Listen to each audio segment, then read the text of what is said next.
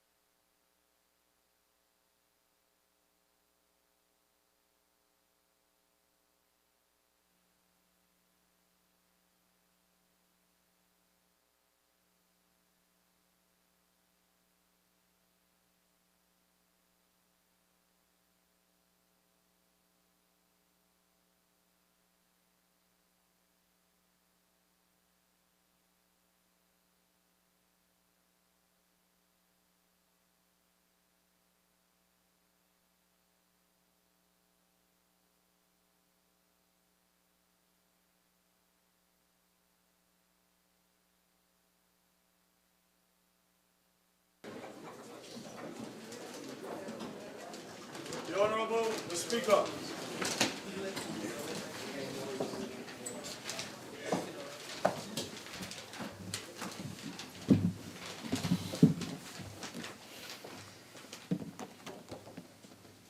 Almighty God, we give thanks to you, the creator of the universe, and humbly beseech you to direct and prosper the deliberations of the members of this house here assembled for the advancement of your glory and the trust and welfare of the people of Trinidad and Tobago. Grant that peace and happiness, truth and justice may be established among us for all generations. Amen, amen, namaste.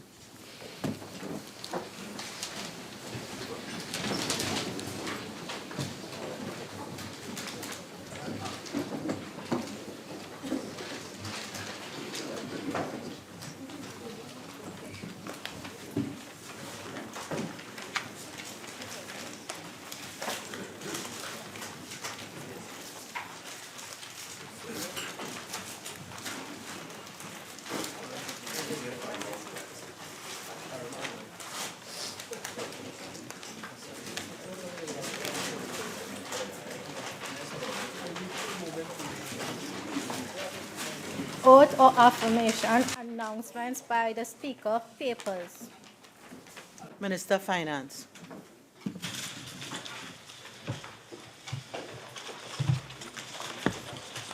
Madam Speaker, I have the honor to lay on the table the following papers. The draft estimates of expenditure for the financial year 2018, the draft estimates details of estimates of recurrent expenditure for the financial year 2018, the draft estimates of revenue and expenditure of the statutory boards and similar bodies and of the Tobago House of Assembly for the financial year 2018, the draft estimates of the development program for the financial year 2018, the draft estimates of the revenue for the financial year 2018, the social sector investment program 2018, the public sector investment program Trinidad 2018, the public sector investment program Tobago 2018, the state enterprises investment program 2018, the review of the economy 2017, vision 2030, and the national performance framework 2017 to 2020. Introduction of bills. The appropriation financial year 2018 bill 2017 presented by the Minister of Finance. Minister of Finance.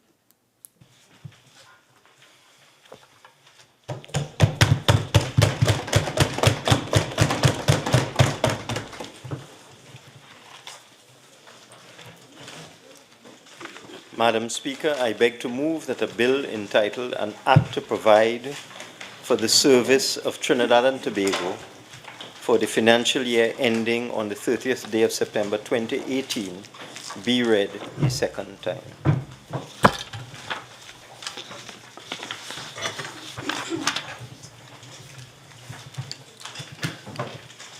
Madam Speaker, on behalf of the People's National Movement government, it is my honor and privilege to present the third budget since our assumption of office in September 2015 under the leadership of the Prime Minister, Dr. the Honorable Keith Rowley. Madam Speaker, getting a structurally unbalanced economy to adjust for a major external shock has been an enormous challenge. Implementation has not been easy. Every step of the way, we have had to make hard and difficult choices. But we are doing so while improving the efficiency of resource allocation and protecting the most vulnerable from the dislocation of the reform process. Despite the internal and external challenges stemming from very low energy prices and a steady decline in oil and gas production, we have come a long way since we assumed office in September 2015. We are now at a crossroads. We have formulated a practical and forward-looking agenda of policies and programs encompassing all the major aspects of economic life. A critical area is the nurturing and fostering of the private sector in an expanding role in all spheres of economic activity. This is a high priority for the government as we ensure the involvement of the entire population in the journey of transformation. Madam Speaker, it is appropriate at this juncture to give an account of our current financial situation. Only last week, Wednesday, the government, through the Office of the Prime Minister, hosted a historic pre-budget workshop entitled Spotlight on Trinidad and Tobago's Financial Circumstances at the Hyatt Regency Hotel in Port of Spain, where technocrats from the Ministry of Finance and the Central Bank laid bare the stark economic realities that we face as a country. In this groundbreaking forum, we invited persons representing business and labor organizations, the energy sector, and the University of the West Indies to participate, make presentations, and propose solutions to our current problems. The workshop was a resounding success. And on behalf of the government, I wish to thank all those who attended, in particular those who made presentations and sought clarifications. There was a remarkable similarity in the views expressed, although there was no prior collaboration.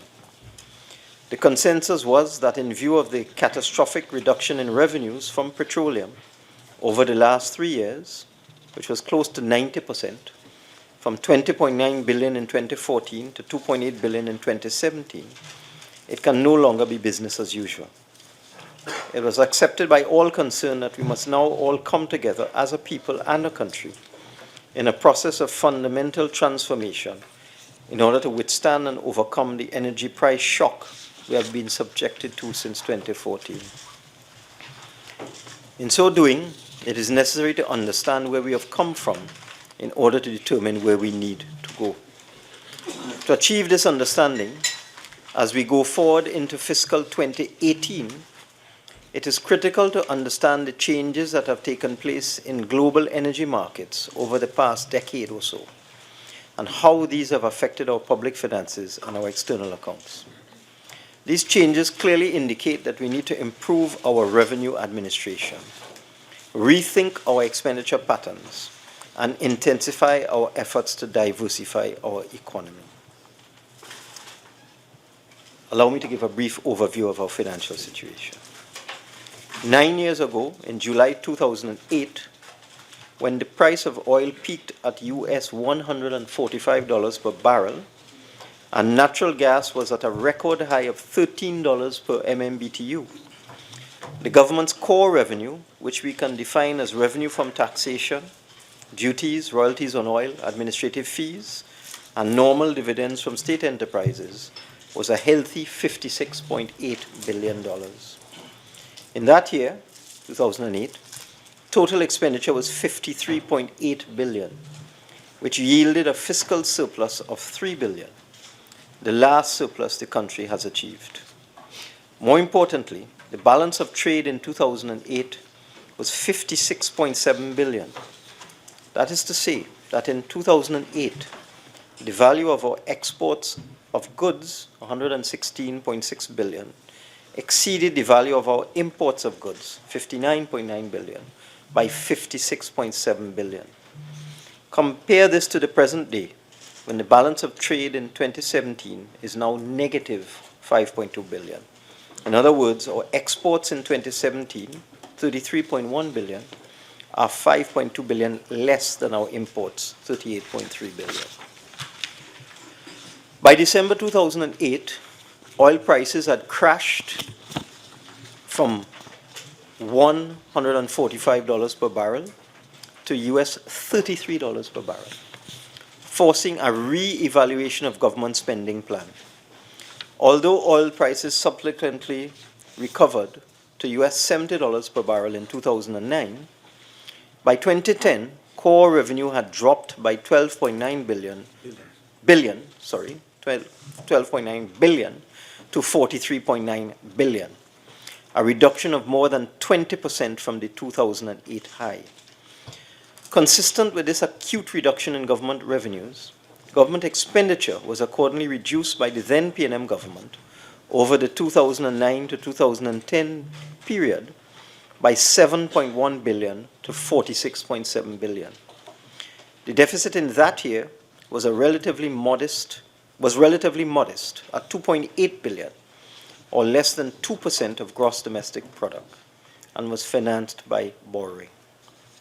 Unfortunately, for those of us who now have the task of managing the country's finances, under the previous government, spending escalated from 46.7 billion in 2010 to 62.8 billion in 2014, an increase of 34%, despite the fact that during the 2010 to 2014 period, core revenue never really recovered.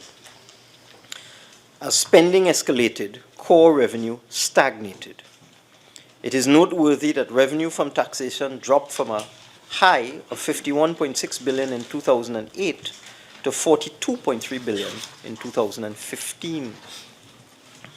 In retrospect, it is clear that the 34% increase in government expenditure over the 2010 to 2014 period, with no proportionate increase in core revenues, was ill-advised. In fact, core revenues in 2015 were essentially the same as they were in 2011, in the $43 billion range, while annual expenditure increased by over $10 billion in the same period. This pattern of government expenditure was and is unsustainable, but it created a false expectation among the general public that the good times would never end. In order to satisfy increasing expenditure demands, extraordinary sources of revenue had to be found, since revenue from taxation was simply not enough. Accordingly, the one major source of cash in the state sector, which was earmarked for productive investment in sustainable new and diversified industries, that is, the retained earnings in the National Gas Company, totaling $16 billion, were withdrawn over the 2012 to 2015 period and used for budgetary support, with $6.8 billion being taken out in the election year 2015 alone. It is noteworthy that prior to 2015, NGC's dividend policy only allowed a maximum of 50% of its profits to be paid out in dividends in any year. But this was changed in 2015 to allow up to 100% of NGC's profits to be withdrawn by the government. Further, to satisfy the craving for more and more spending by the previous government, a sale of assets program also commenced through sales of shares in First Citizens and the Trinidad and Tobago National Gas Limited through initial public offerings on the stock exchange. But this was not enough. The growing deficits had to be financed by borrowings. So the public debt also increased by 69%, from 45.4 billion in 2010 to 76.5 billion in 2015, thus increasing the government's debt servicing burden. Interest payments on government debt grew by over $500 million per year over the period, and debt servicing now accounts for 20% of government expenditure. Further, to finance increased government spending, the cash balance in the government's account at the central bank moved from 6 billion in credit in 2010 to 9 billion in debit or in debt by 2015, using up $15 billion in cash. Much of this increased expenditure was wasted or unproductive. Project costs skyrocketed during this period, doubling and tripling in many instances. Simple building projects such as fire stations and police stations exploded in price, moving from 40 million per station to 400 million in some cases, an increase of 1,000%, making some fortunate contractors instant millionaires. For example, the average cost to the government of a housing unit constructed by the HDC moved from $300,000 to over $1 million. Taxpayers' money was also wasted in many other areas. In fact, since 2015, as a result of the spending in the 2011 to 2015 period, the government's account has been in permanent overdraft since 2015, very close to the allowable limit on virtually a daily basis, making it difficult on many occasions since the 2015 election for the present government to pay public sector salaries and wages. Further, the public appetite for government expenditure was cultivated and encouraged to such an extent that we are now being asked to support a false economy that expects and demands expenditure in the range of $55 to $60 billion a year, with tax revenues of only $35 billion a year. Despite the fact that this PNM government has been able to significantly reduce expenditure from $63 billion when we came in to less than $51 billion in fiscal 2017, a substantial reduction of 20%, the gap between revenue and expenditure is still large. As a result, the government was forced in 2017 to engage in unplanned borrowing to pay public servants wages and salaries and meet inescapable expenditure commitments simply to keep the country functioning.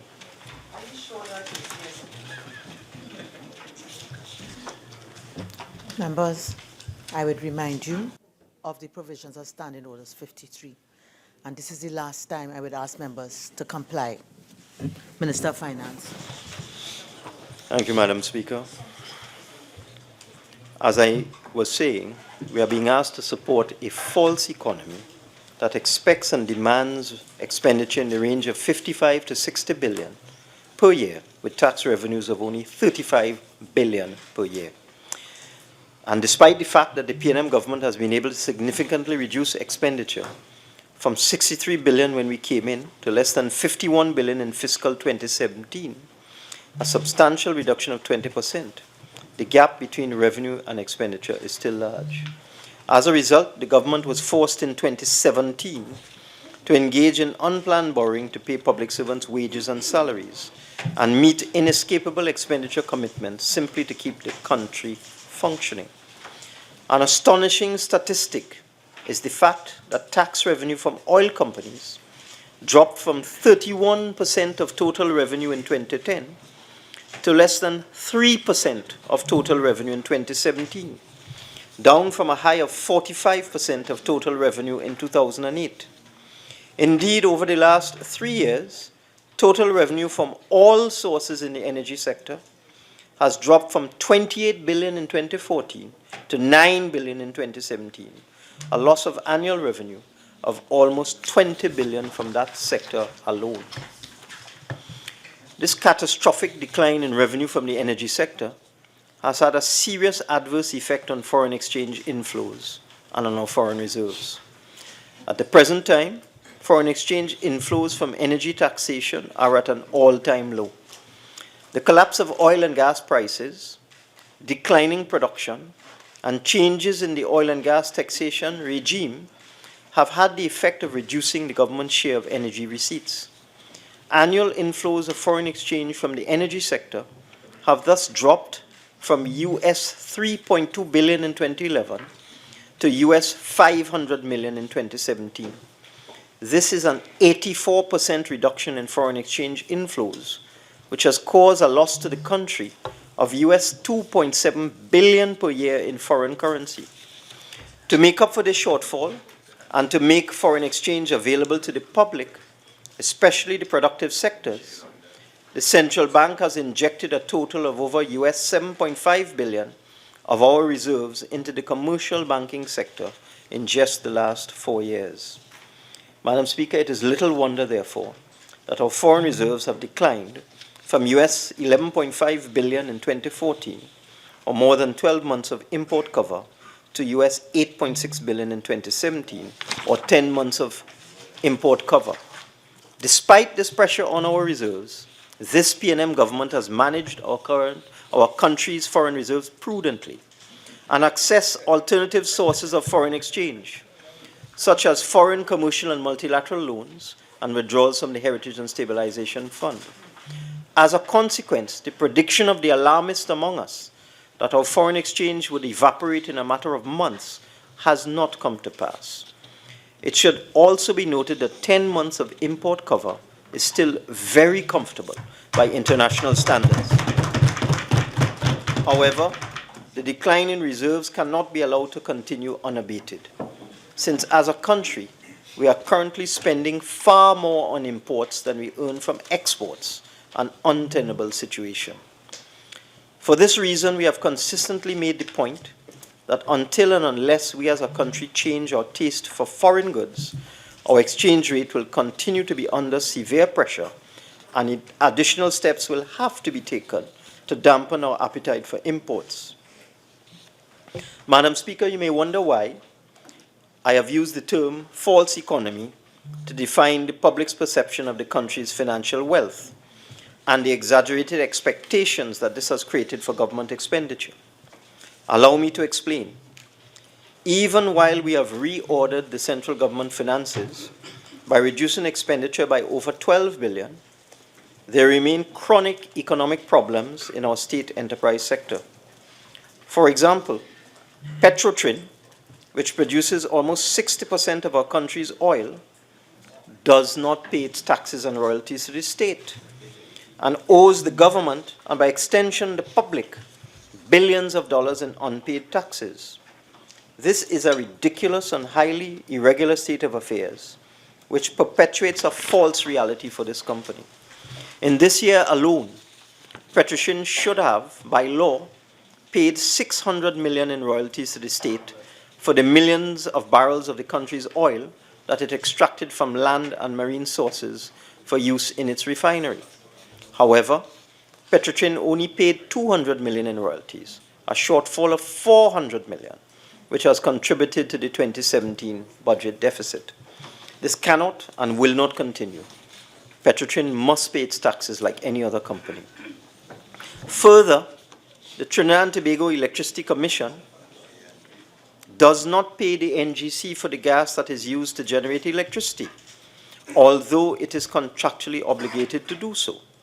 What is worse is that NGC has to pay the upstream producers, such as BPTT, for the gas, with a consequent loss of cash flow to NGC in the order of $750 million per year. Because of this, the bill owed by TNTech to NGC is now over $4 billion, which affects the ability of the NGC to function effectively and deprives the government and the country of dividend income from NGC.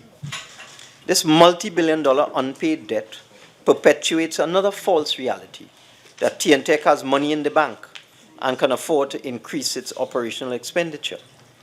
Similarly, TNTech did not pay Trinidad Generation Unlimited for the electricity it produces at a plant in South Trinidad for over 5 years, causing the last administration to take out a $1.6 billion short-term loan just before the last election, which we had to scramble to refinance a few months into our term so that TNTech could settle its arrears to TGU.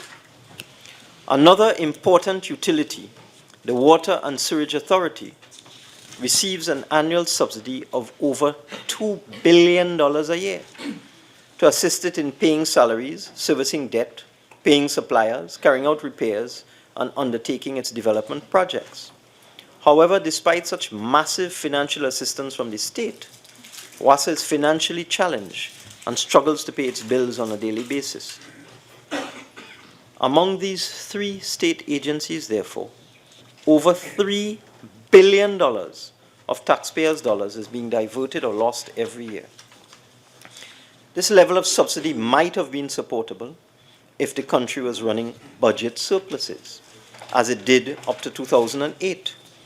But in the face of persistent budget deficits every year for the last 8 years, this is no longer affordable. As a country, therefore, we have to make choices as to how we distribute and spend our scarce financial resources. Should we continue to subsidize WASA and TNTEC to the tune of $3 billion plus a year? And should we continue to allow Petrotrin to avoid paying hundreds of millions per year in royalties and taxes?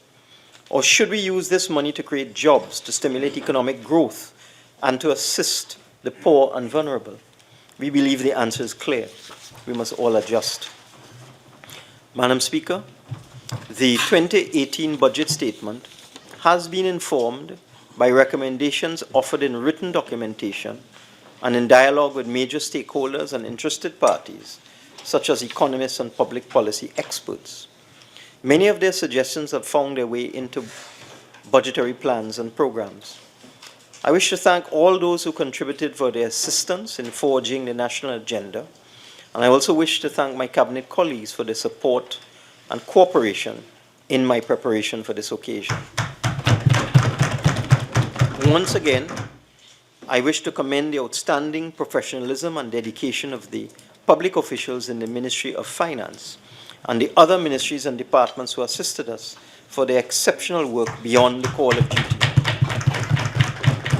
Indeed, their support has not only been efficient, but also effective, as illustrated by the technical rigor and socio-economic assessments contained in the 12 documents which I have laid today in Parliament.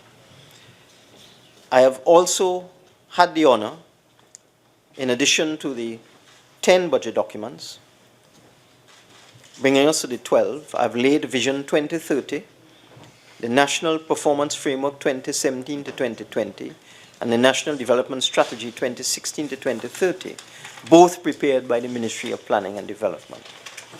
Madam Speaker, in overcoming the most challenging economic situation of our recent past, we are securing the foundation for achieving sustainable and robust growth. Our guiding principles are charted in the updated Vision 2030, laid in Parliament today, and grounded in the principles first outlined in Vision 2020.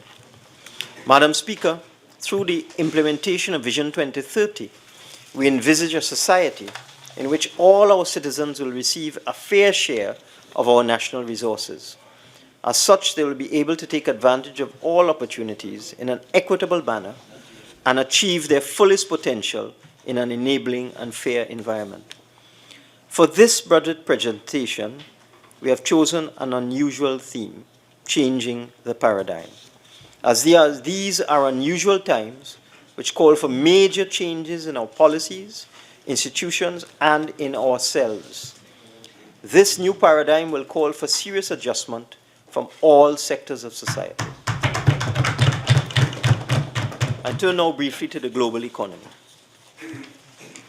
At the time of the budget presentation in late 2016, the outlook was for a strong pickup in global economic activity in 2017 after a marked slowdown in 2015 to 2016. While a turnaround has materialized, it appears to be much slower than envisaged. The latest projections are for global real GDP growth of about 3.5% in 2017 and 3.6% in 2018, up from an average of 3.2% in 2016, but a far cry from the pre-crisis levels, particularly for the advanced economies and the commodity-producing developed nations.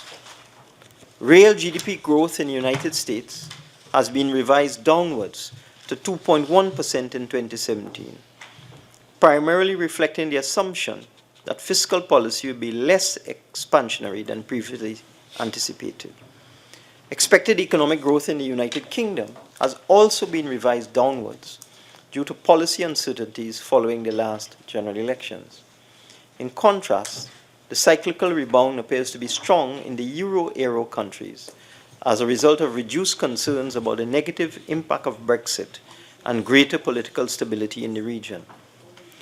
Commodity exporting economies, most of which were plunged into adjustment mode to offset the sharp decline in commodity prices, are expected to slowly exit their recessions because of the steady rise in commodity prices. The recovery, however, is likely to be slower for oil-producing economies, as oil prices are expected to make a much slower rebound. Inflation in the advanced economies remains generally subdued at or below the notional 2% target. This level of price stability, notwithstanding relatively easy monetary policy, has been attributed to the existence of significant spare capacity, the high level of private indebtedness, which is contributing to cautious private sector borrowing and muted wage pressures. It is in this global context of weak or modest economic growth in many countries that we must find our way. To change the paradigm. Madam Speaker, in many ways, we are a typical, small, resource-based developing country. However, many external analysts see us as an exceptionally successful energy-based developing economy, which has used its oil and gas resources to significantly increase the living standards of our relatively small population. And the facts bear this out. According to the World Bank Human Development Index, we have a high level of human development when measured by conventional indicators, such as per capita income, now at US $17,000 in Trinidad and Tobago, educational attainment, and life expectancy. Our economy can boast of strong economic fundamentals, low inflation, low unemployment, comfortable external reserves, and a relatively low external debt burden. We have fairly developed, well-developed infrastructure, and we have utilized our energy resources to create a world-class petrochemical sector. However, Madam Speaker, many economists believe in the existence of what is called the Dutch disease in Trinidad and Tobago. That is to say, a paradoxical situation where seemingly good news, such as the discovery of large oil reserves, turns out in the long run to have a negative impact on the country's broader economy. This is reflected in the local private sector's investment in non-tradables, such as retail outlets and finished goods, rather than in manufacturing and export. It also manifests itself in the decline in agriculture and the dependence on imports, including imported food. Other indicators of the old paradigm are the failure to develop an efficient tax administration, which was overlooked in the past because we could depend on sizable energy taxes. A proliferation of poorly targeted subsidies on fuel, which are currently being addressed, but as well on electricity, water, transportation, education, and housing. A highly staffed public sector in terms of numbers, coexisting with staff shortages in key departments. Inefficient capital expenditure management, characterized by inordinate delays and cost overruns in project execution, often overlooked in the past since funding was not an issue. A tendency for wage increases to outpace productivity, and outdated institutions such as our procurement system. Madam Speaker, you may recall that as a result of the oil shock in the 1980s, the then NAR government chose to address the problem of reduced revenue by downsizing the public sector and cutting public sector salaries and allowances, thus requiring the population to reduce their real incomes. The present situation is quite similar, but our approach will not be the same. This PNM administration has already started to address the weaknesses in our economy, as well as to create the new paradigm, which is a precondition for the restoration of economic stability and long-term growth. Madam Speaker, the population has pulled through difficult times before, and we will do it again. As the Calypsonian Black Stallion told us in 1988, almost 30 years ago, we can make it if we try.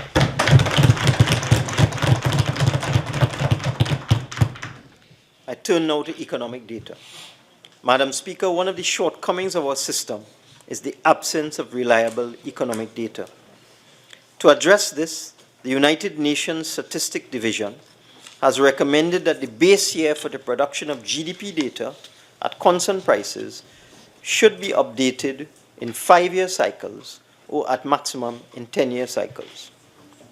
The use of cycles greater than 10 years, as has been the custom in Trinidad and Tobago, distorts the input-output ratios and price structures and increases the margin of error of GDP estimates.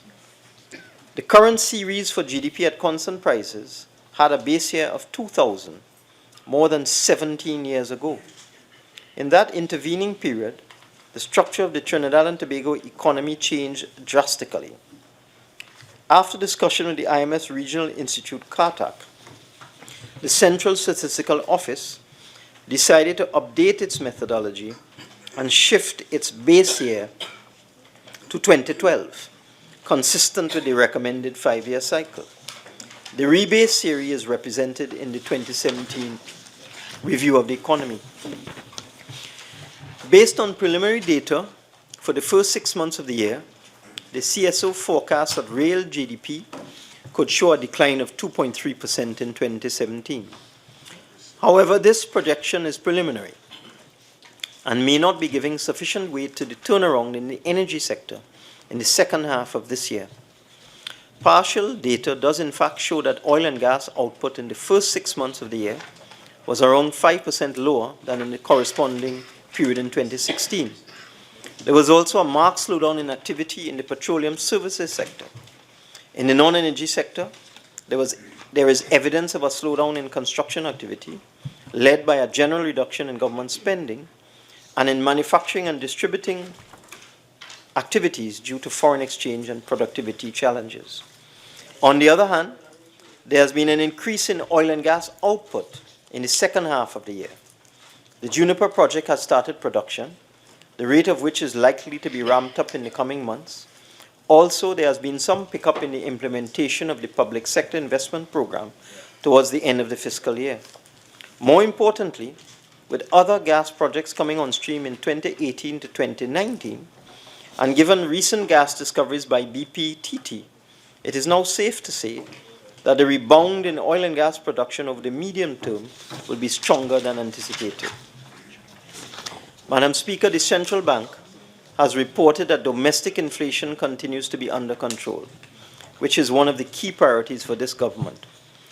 Core inflation is now down to 1.7% year on year, with food inflation measuring just 0.5% year on year.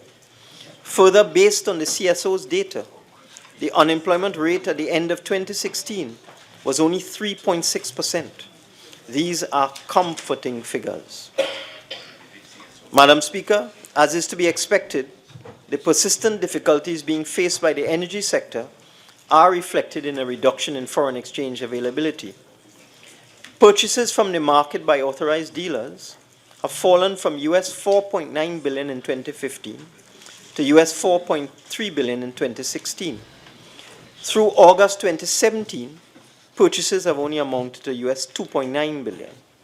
To help meet the excess demand, the central bank interventions in the foreign exchange market doubled to US $2.6 billion in 2015, but declined to US $1.8 billion in 2016.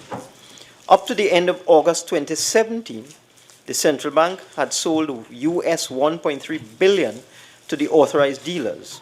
So once again in this calendar year, the injection of foreign exchange by the central bank may be in the order of US $1.8 billion. As they have done in the past periods of foreign exchange difficulties, the banks have continued to give preference to manufacturing and trade in their allocation of foreign exchange. I turn now to the fiscal outturn 2017. Madam Speaker, the 2017 budget assumed an oil price of US $48 per barrel and a netback gas price of US 2.25 per MMBTU. In line with the adjustment path set out in the medium-term consolidation plan, the 2017 budget targeted an overall deficit of $6 billion, the equivalent of 3.9% of the GDP estimate at the time. The actual outturn in 2017 for oil and gas prices was US $48.03. The prediction was US $48, and a netback price of US $2 for gas. Total revenue was budgeted to increase by about 2.5 billion to 47.4 billion, largely reflecting an increase in proceeds from the sale of assets.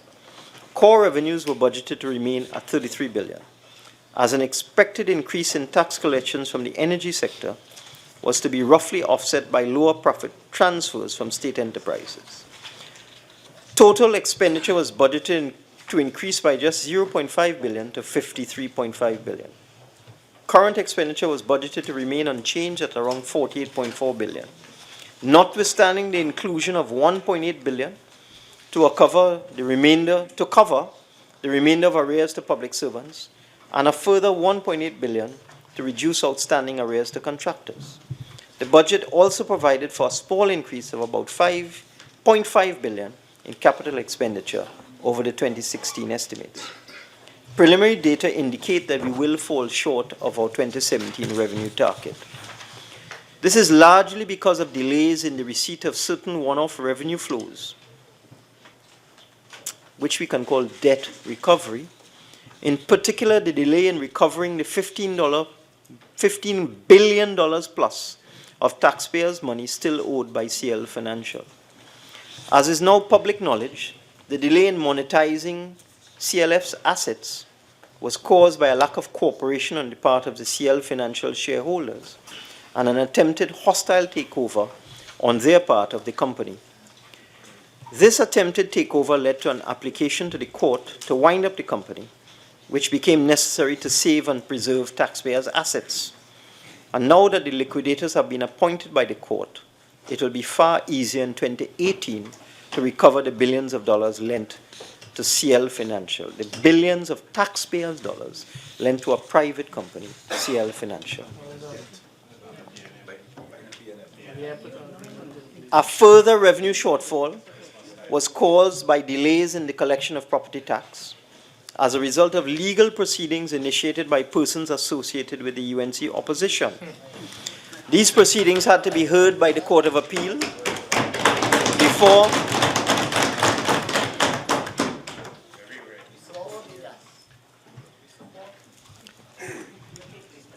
These court proceedings had to be heard by the Court of Appeal before the government was given the go-ahead with the collection of the tax. An aspect of that court matter is still to be determined by the court, but the government can now proceed to value properties and populate the property valuation rules, which is an essential prerequisite to the collection of property tax. The expected receipts from the gambling and gaming sector were also not realized. The new gambling legislation, which seeks to regulate gambling and ensure that government receives its fair share of revenue from this sector, requires a special majority. And as such, it is making its way through a joint select committee of Parliament. Considerable progress has already been made in the JSC, however. All stakeholders who made submissions on the proposed gambling bill have been interviewed by the committee, leaving just the clause-by-clause examination to be undertaken. Once the requisite amendments are made to the legislation and the opposition supports the required 3/5 majority, the new Gambling and Gaming Commission can be implemented. Total revenue in 2017 was thus roughly 10 billion lower than envisaged, largely because of the shortfall in the above-mentioned areas. On the other hand, due to prudent financial management, total expenditure was 3 billion lower than expended. On this basis, the overall deficit turned out to be 12.6 billion, almost twice the budgeted level. It is noteworthy that the entire increase in the deficit is explained by the non-receipt of the extraordinary revenues from CLF CLICO, the debt recovery, due to legal challenges. Now that the legal challenges have been largely resolved, in excess of $10 billion from CLF CLICO would be available for future financing, including the 2018 budget. Madam Speaker, An analysis of the 2017 revenue outturn indicates that the increase in oil prices beyond the US $50 per barrel threshold for 3 months early in fiscal 2017 triggered the payment of supplemental petroleum tax. Since early 2016, oil prices have fluctuated just below the US $50 threshold, so that little, if any, supplemental petroleum tax was payable. Preliminary data also suggests there were nominal shortfalls in the collection of value-added tax, reflecting declining consumer demand and pervasive tax evasion. Reduced foreign exchange availability also affected revenue collections from taxes on alcohol and cigarettes, while a pronounced shift in demand for hybrid vehicles that are tax-exempt, resulting in lower motor vehicle tax collections. Poor revenue administration continues to impact the collection of taxes. The 2017 budget had also envisaged one-off revenues from asset sales through public offerings of shares of the First Citizens and the Trinidad and Tobago National Gas Limited. Expenditure. Madam Speaker, preliminary data indicate that total expenditure in 2017 was in the order of $50.5 billion, some $3 billion below budget. The implementation of the public sector investment program is now more disciplined in order to avoid the wastage that occurred in previous years. Unfortunately, this new orderly approach has resulted in delays in getting some of our larger projects off the ground. We were also able to complete the planning and advance the procurement process in respect of some of the larger projects. This is important, since it means we can hit the ground running in the next fiscal year. Budget financing and the public debt. Madam Speaker, the overall deficit was financed in the main through a drawdown of US $252 million, or approximately TT 1.7 billion from the Heritage and Stabilization Fund in March 2017, and from domestic and foreign borrowing. Our foreign borrowing consisted mainly of a US $300 million or 2 TT billion loan from the Corporación Andina de Fomento, CAF, also called the Andean Development Bank, and loan drawdowns of $280 million from the Inter-American Development Bank. Domestic financing in 2017 amounted to $6.6 billion, representing the proceeds from bond issues. As at September 30, 2017, net public sector debt outstanding totaled $93.7 billion, the equivalent of 62.6% of the revised GDP, compared with $87.5 billion, or 58.8% of GDP at the end of September 2016. External public sector debt, as at September 30, 2017, amounted to a still comfortable 16.9% of GDP. We do not anticipate a large fiscal deficit in 2018, since our sale of assets program and the recovery of money lent to CLF CLICO, debt recovery, will be far easier to execute in 2018 than in 2017. Medium-term fiscal policy. Madam Speaker, developments in the second half of 2017 confirmed the assessment of the recently concluded IMF Article 4 consultation mission that the economy is on the cusp of a moderate recovery. To ensure and support this turnaround, we need to redouble our efforts to reduce the large fiscal imbalance and to accelerate the structural reforms that are needed for economic diversification. The medium-term recovery will again be driven by the energy sector. However, the policies being put in place are expected to elicit a stronger response from the non-energy export sector. The energy sector.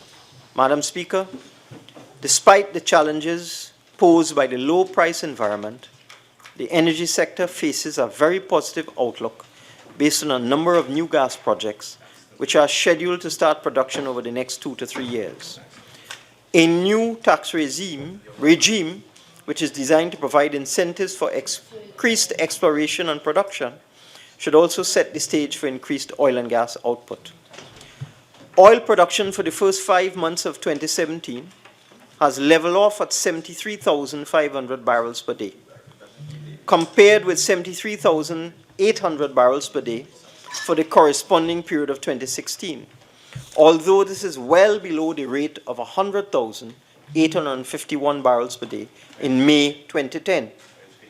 Oil production is now expected to reach around 85,000 barrels per day by 2020 in the context of the plans and programs now being undertaken by the industry. Some consistent mutterings are reaching me, and any member who is challenged by Standing Order 53 is welcome to quietly exit the chamber and return when they overcome their challenge. Please continue. Thank you, Madam Speaker. As I indicated, oil production is now expected to reach around 85,000 barrels per day by 2020 in the context of the plans and programs now being undertaken by the industry. Gas production has also been declining. In 2015, gas production averaged 3.833 billion standard cubic feet per day, but this amount declined to 3.327 billion standard cubic feet in 2016, and the downward trend continued in 2017. However, we are now firmly charting a way forward out of what was a potential gas crisis and taking steps to ensure that our gas production returns to the 2010 level of 4.3 billion standard cubic feet. We expect to reach this target of 4.3 billion standard cubic feet as a result of a number of projects, most of which are already on stream. The BPTT Juniper platform, which commenced gas production in August 2017, would have peak output capacity of 590 million standard cubic feet. The BPTT EOG Resources Sircan Phase 2 project, which began in the second half of 2016, has the capacity to produce up to 275 million standard cubic feet. BPTT's Trinidad Region Onshore Compression Project, which commenced production in April 2017, is expected to add up to 200 million standard cubic feet. The Angeline project is expected to produce up to 600 million standard cubic feet beginning at the end of 2019. Shell's major work program on the redevelopment of the Starfish field, the use of infill drilling in the Dolphin field, and the development of untapped reserves in the Bounty and Endeavour fields are expected to produce additional gas in 2019, thereby reversing Shell's declining output levels of recent years. BPTT's Cassia offshore compression project, which once approved will commence operations in 2020. Madam Speaker, with the natural rate of decline in gas production, and despite the increase in production from new projects, the uplift in gas availability would amount to 3.539 billion standard cubic feet per day. To supplement this, the government is working assiduously with the Venezuelan authorities and related companies to complete a gas sales agreement in the near future with access to across-the-border gas by the 2019 to 2020 period.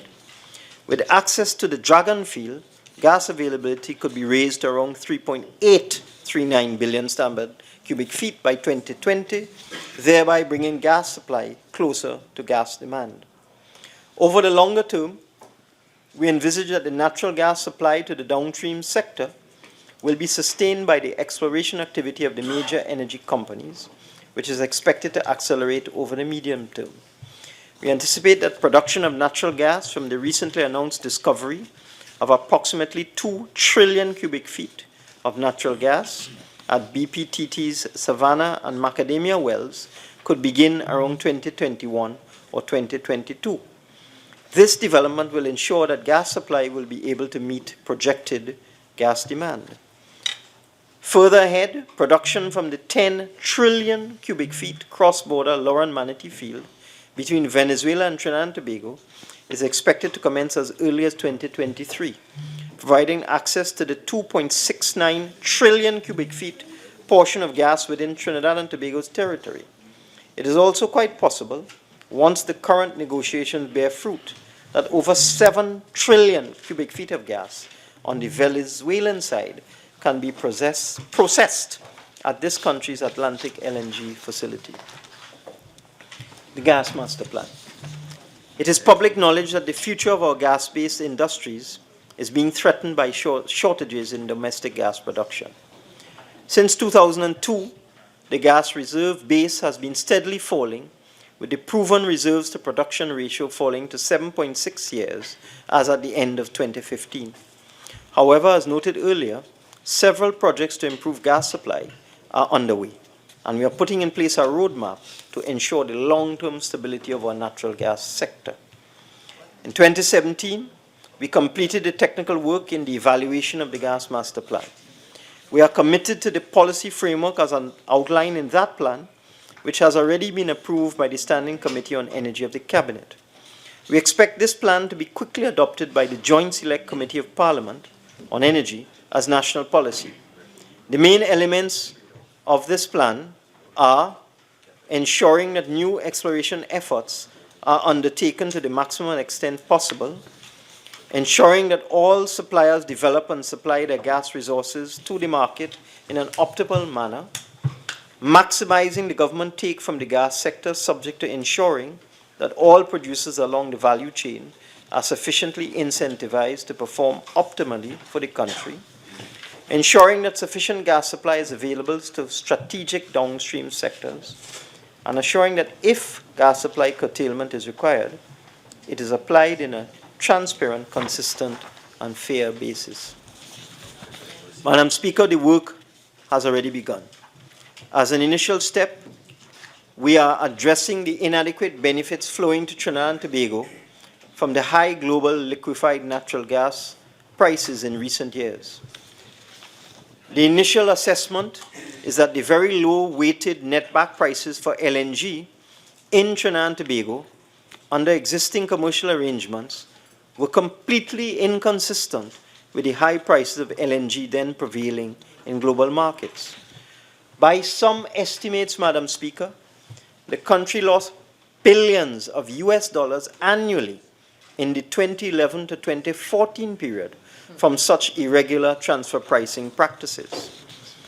To address this, an international gas consultant has been engaged and is now working with the government to establish mechanisms through which the government can increase or maximize its share of the income generated through sales of our country's LNG within the scope of the existing contractual arrangements. I move now to fiscal reforms. And before I do that, Madam Speaker, these two in front of me are constantly disturbing me. I beg your protection. Minister of Finance, you mean the members on the other side? All right. So,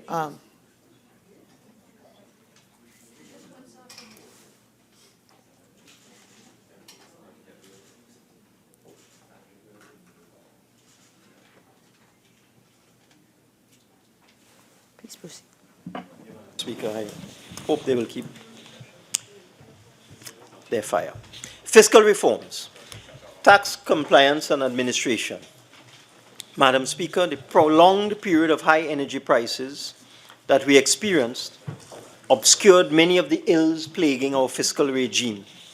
In fact, the decade and a half leading up to the collapse of oil and gas prices in 2014 institutionalized a mix of policies and behaviors, many of which are incompatible with the type of dynamic, diversified economy we want to create. We thus need to introduce a number of fiscal reforms more in keeping with our goal of fiscal sustainability. There are important issues to be addressed with our energy tax regime. Given the long history of the sector and the way it has evolved over time, government's approach to the taxation of the energy sector has not always been consistent or holistic. Moreover, the proliferation of multiple tax systems in one sector raises questions about the efficiency of these arrangements and creates uncertainty regarding expected government revenue. Against this background, we have started a review of the energy tax regime in order to simplify and rationalize the terms of both exploration and production licenses and production sharing contracts.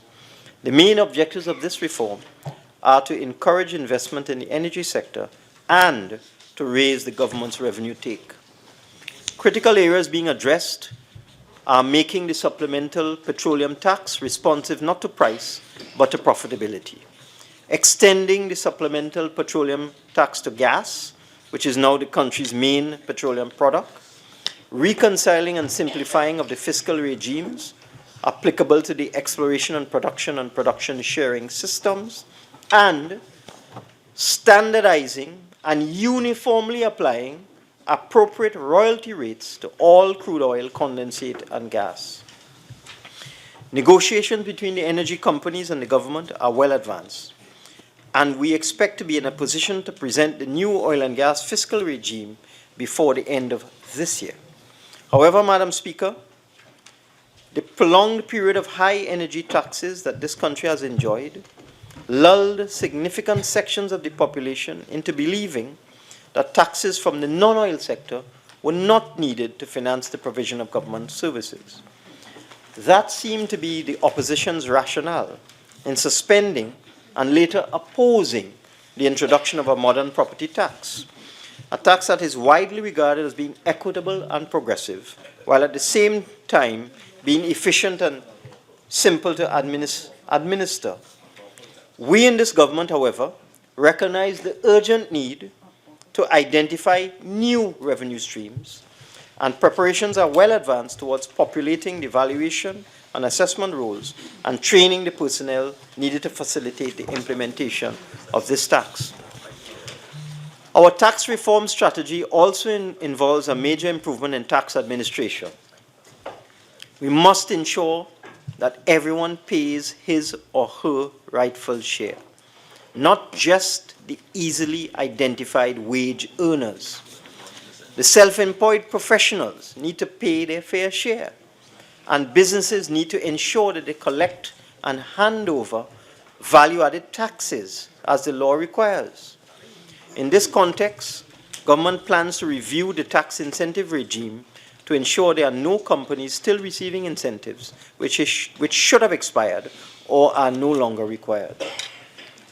Madam Speaker, experience in the region and elsewhere has demonstrated the benefits of having an integrated revenue authority as the centerpiece of the tax administration system, as it brings together the Board of Inland Revenue and the Customs and Excise Division under one administrative umbrella.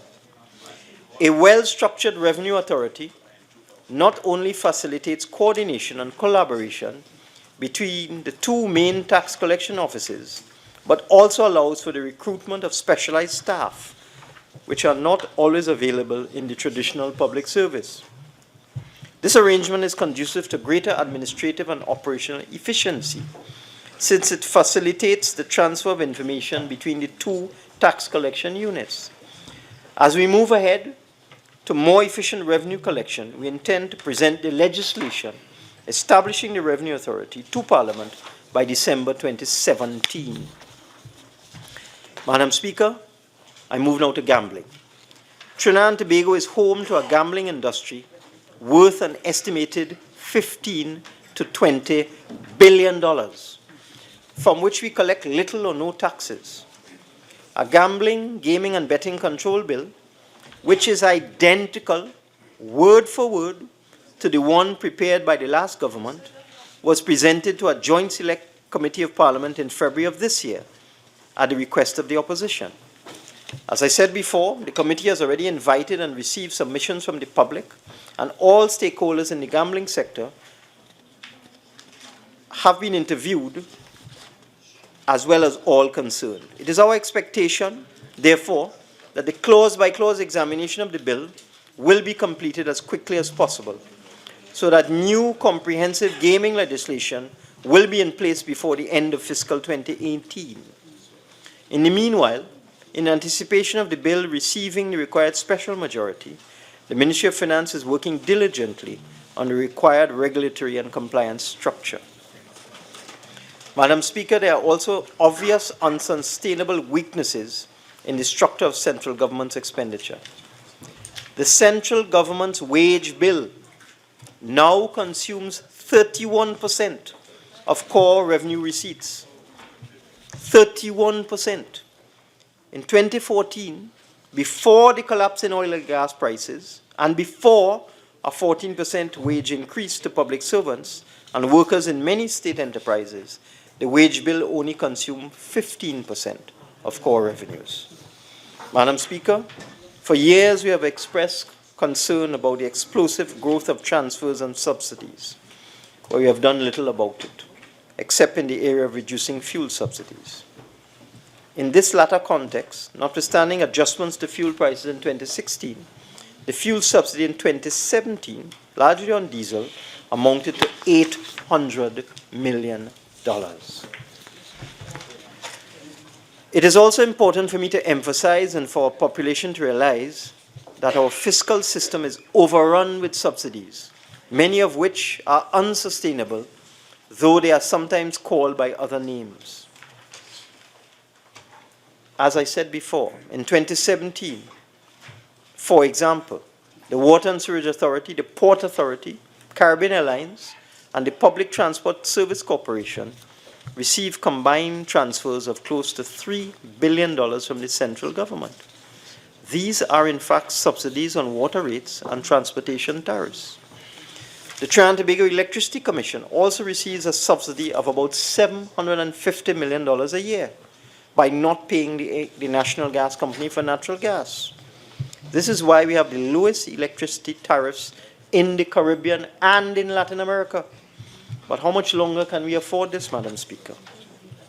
The Government Assistance for Tertiary Education, GATE, is another subsidy that takes up a large part of government spending. Since its introduction by a previous PNM administration in 2004, successive governments have spent $6.5 billion on GATE.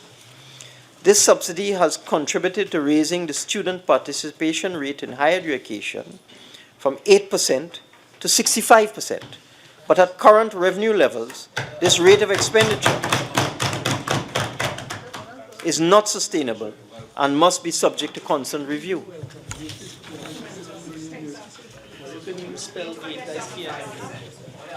In recognition of the fact that we can no longer afford to spend upwards of $700 million a year on GATE, the government, after consultations with the relevant stakeholders, has restructured the program such that GATE will remain open to all students, but they will have to undergo a means test to determine the level of subsidy to which they would be entitled.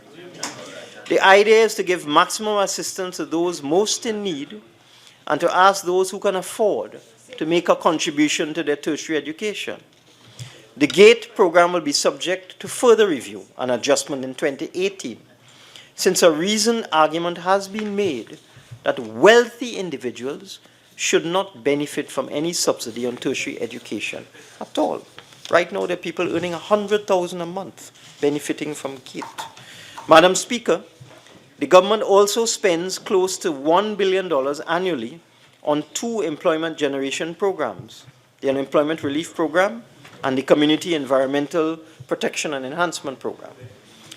We have already begun to review these programs to return them to their original mandate and to ensure they are more productive and in the national interest. Madam Speaker, consistent with the need to cut out waste and duplication, the government has engaged the World Bank to conduct a public expenditure review, starting with the major areas of expenditure. The study will focus on improving the efficiency of our spending on health, education, and social services, and developing systems to improve targeting and prevent overlapping of our social safety net. We expect that implementation of measures to improve the efficiency and targeting of these subsidies and transfers could produce significant savings without depriving the deserving beneficiaries of these programs. I turn now to diversification. Madam Speaker, in the ensuing budget debate, ministers of government will report in detail on the progress their ministries have made, their achievements in 2017, as well as their plans for 2018. This government is a team, and our ministers are all worthy speakers.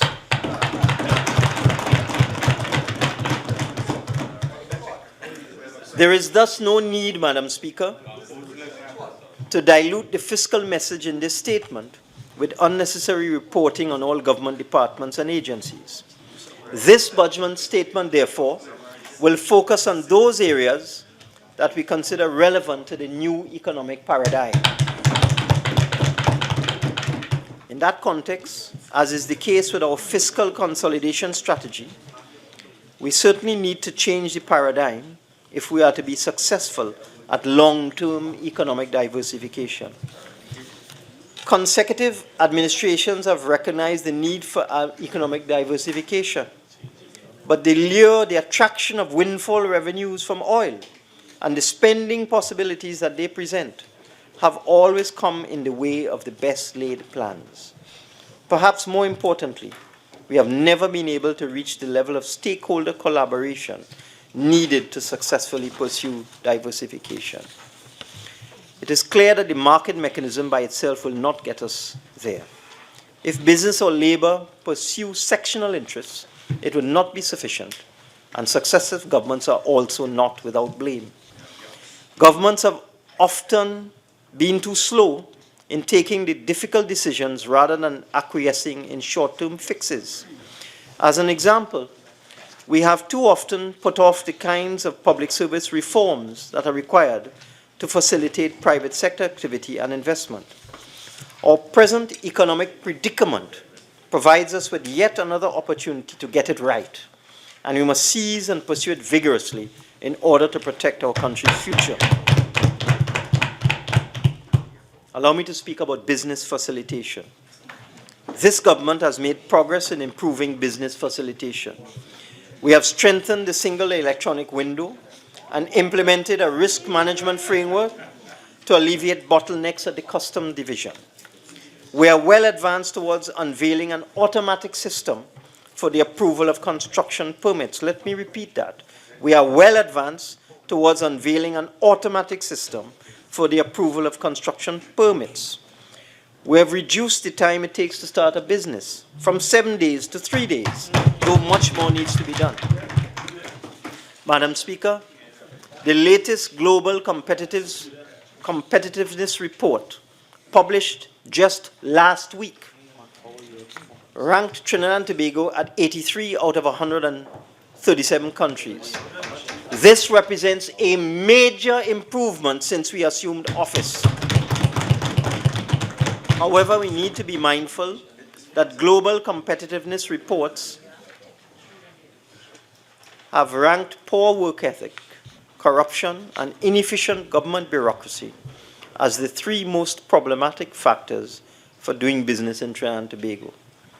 We will all need to work together to address these issues, and our focus in 2018 will be on efficient implementation. It is also critical that we all work constructively and in a spirit of give and take, reduce the level of misunderstanding and disenchantment that currently exists between labor, business, and government. This is absolutely needed in the national interest. Our efforts to intensify our diversification strategy will encompass the following sectoral initiatives. Export promotion. Madam Speaker, apart from import substitution, one of the main drivers of the new Trinidad and Tobago economy must be growth in exports in order to earn foreign exchange and penetrate new markets. However, one of the major challenges for exporters at this time is access to foreign exchange for raw materials and other essential inputs into manufacturing. To address this problem, we are establishing a facility to allow eligible exporters to access foreign exchange. In furtherance of this objective, we will request the central bank to license the Exim Bank as a dealer in foreign exchange and give the Exim Bank the responsibility to allocate foreign exchange to exporters. In the first instance, the facility will be capitalized at US $100 million and will be available in fiscal 2018. The facility will fund the operations and import requirements of our local manufacturers and exporters. To qualify, at least 30% of a business's production must be for export. in the case of existing established manufacturers to qualify. And they must agree to repatriate a suitable amount of their foreign exchange earnings. This is one of the problems we have, Madam Speaker. Companies in Trinidad and Tobago earn foreign exchange and keep it abroad. Startups or fledgling manufacturers with a lower level of export production, but with a feasible export plan, will also be considered favorably. The allocation of foreign exchange, the 100 US million we are making available to our exporters through the window at the Exim Bank, will be reviewed and adjusted as necessary as more and more manufacturers join the new export promotion program. Business Development Incentive Program. Madam Speaker, another area of focus for the government is the stimulation of small to medium-sized businesses. Large local businesses have made it clear that in their view, apart from issues with the ease of doing business and the disincentives created by government bureaucracy, our current exchange rate is, in their view, uncompetitive. They tell us that in order for them to grow their businesses and export their products into what they describe as the 20 million plus Caribbean free market, made up of CARICOM and CARIFORUM countries, they are of the view that our exchange rate should be managed for maximum economic benefit. To create more jobs or to maintain existing jobs, they tell us we must allow the Trinidad dollar to move to a level where goods produced in Trinidad and Tobago become cheaper than other countries in the region. Madam Speaker, as a government, while we listen to everyone, we cannot be driven only by the request of big businesses. And we must consider all of the social and economic impacts of a devaluation and not make hasty decisions or rush to judgment. We must consider the national good, in particular the needs of the poor and the vulnerable, and the effect on inflation of a change in the exchange rate. We must also weigh the pros and cons of the arguments made by our private sector, who we depend on to invest in this country and stimulate economic activity. The management of our exchange rate will therefore continue to be within the purview of the central bank with appropriate guidance from the government. However, the exchange rate will move more in step with demand and supply and the availability of foreign exchange. We believe that in order to survive and grow in this challenging new financial environment, we must learn from other countries that have been successful. Small businesses and medium-sized businesses are the mainstay of Europe's economy, contributing 98% of business activity and 67% of total private employment in the European community. If European economies can depend on small and medium-sized businesses for economic growth, why can't ours, Madam Speaker? Thus, we see the encouragement of small and medium businesses as crucial to our future development. As they succeed, many successful small businesses will grow and expand and even become big businesses. However, small businesses face a different range of problems than their larger counterparts, due to their inability to enjoy some of the same advantages in the marketplace. Most of these problems are due to revenue and cash on hand availability when bills become due. The most important issue to any small business entrepreneur is cash flow. It does not help a small business to have a potentially profitable upcoming year or a great business idea if they don't have enough cash to meet their rent and utility bills or pay their current employees. Further, startup companies and small businesses frequently run on small margins and may be profitable only so long as unplanned events never occur or capital investments are required to keep abreast of the competition, such as new equipment or new accommodation. In many cases, all a small business needs to expand or maintain its operations is relatively small amounts of seed capital to purchase machinery, raw materials, market its products, or establish a place of business. Likewise, a natural disaster, industrial accident, or other major disruption can close a small business for weeks or months.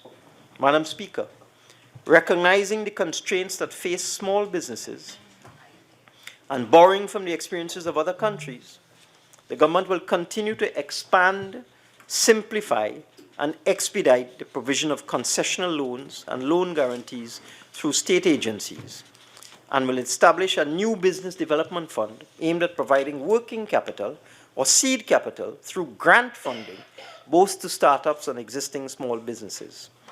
Access to the fund will be through a process of evaluation and interview by a group of successful Trinidad and Tobago entrepreneurs and self-made businessmen and women, in similar fashion to the acclaimed Shark Tank and Planting Seeds reality shows, but with the seed capital provided by the government. Once our panel of experts deem an application from a small local business to be worthy of grant funding, it will be forwarded to a ministerial committee for final decision and disbursement. Every effort will be made to fashion the program in such a way that it is simple and easy to access without cumbersome bureaucracy. In the first instance, grants to successful small business applicants will be up to a maximum of $100,000. This limit will be reviewed as the program develops and adjusted if required. A provision of $50 million has been made in the 2018 budget for the new business development program, which will assist at least 500 small businesses in Trinidad and Tobago to grow and develop. This allocation will be supplemented if necessary. Tourism. Madam Speaker, independent analysts, both local and international, tend to be full of praise for the tremendous potential of Trinidad and Tobago's tourism industry. However, they are equally quick to lament that the sector has grossly underperformed. The factors underpinning this underperformance have also been well documented and are still to be expressed comprehensively. The government has taken some bold steps, Madam Speaker, to rectify the sector's shortcomings by first addressing the government's governance arrangements in the sector. We have therefore dissolved the Tourism Development Company, which has been replaced by two new companies, one with oversight for Trinidad and the other with oversight for Tobago, bearing in mind that the two destinations have unique characteristics. The Tourism Trinidad Company, in collaboration with the Ministry of Tourism, will market the Trinidad tourism product, such as meetings, conferences, exhibitions, and cultural tourism. The Tobago Tourism Agency will market and develop the Tobago tourism product as a leisure-based location under the remit of the Tobago House of Assembly. Madam Speaker, the combined destination of both locations, Trinidad and Tobago, will provide opportunities for both experiences through strategic marketing and promotion. We are establishing for the first time a regulatory authority, the Trinidad and Tobago Tourism Regulatory and Licensing Authority, to ensure that the tourism product in both Trinidad and Tobago meets and maintains international best practice, adherence to which will be monitored. Madam Speaker, we have already started to forge closer links with cruise lines and strengthen our marketing efforts to increase the number of port calls to our destination. We are working to provide an enhanced visitor experience for cruise ship visitors. With the closure of the Tourism Development Company, the Ministry of Tourism has assumed responsibility for tourism investments and incentives, cruise passenger visitor services, airport visitor information services, sites and attractions at the facilities at Maracas, Las Cuevas, Vecini, Manzanilla, Labre, Pitch Lake, among others. We are moving rapidly to complete the facility upgrade at Maracas Beach by January 2018, so that visitors will be able to access Maracas Beach in an eye-catching, attractive and healthy environment. Discussions have been progressing satisfactorily on the establishment of the Sandals Resort at the Golden Grove Estate in Tobago. Madam Speaker, may I ask that you invoke Standing Order 53, please? The Minister is being disturbed unnecessarily. Honorable members, again, I remind you all of the provisions of Standing Order 53, which I expect all members would comply with. Okay, I'm sure the Minister will not be much longer, and the debate will start on Friday when you will all have the opportunity to make your contribution. Minister of Finance. Thank you, Madam Speaker. Discussions have been progressing satisfactorily on the establishment of a Sandals Resort at the Golden Grove Estate in Tobago.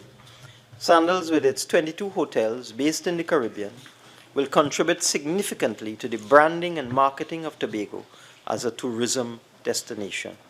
It will also catalyze the expansion of good quality five-star rooms, provide a boost to stay-over arrivals, and in the process generate employment opportunities and spillover activity both in Tobago and Trinidad. The Sandals brand will also lead to an expansion in ANC traffic to Trinidad and Tobago. We expect the negotiations with the Sandals Group to be concluded shortly. Agriculture. Madam Speaker, agriculture has been targeted as one of the sectors earmarked for special focus within the government's diversification strategy because of the sector's inherent potential, the realization of which will, among other things, boost the health of our nation, contribute to food security and exports, displace food imports, saving foreign exchange, present spill-offs through agro-processing, and enhance agricultural incomes.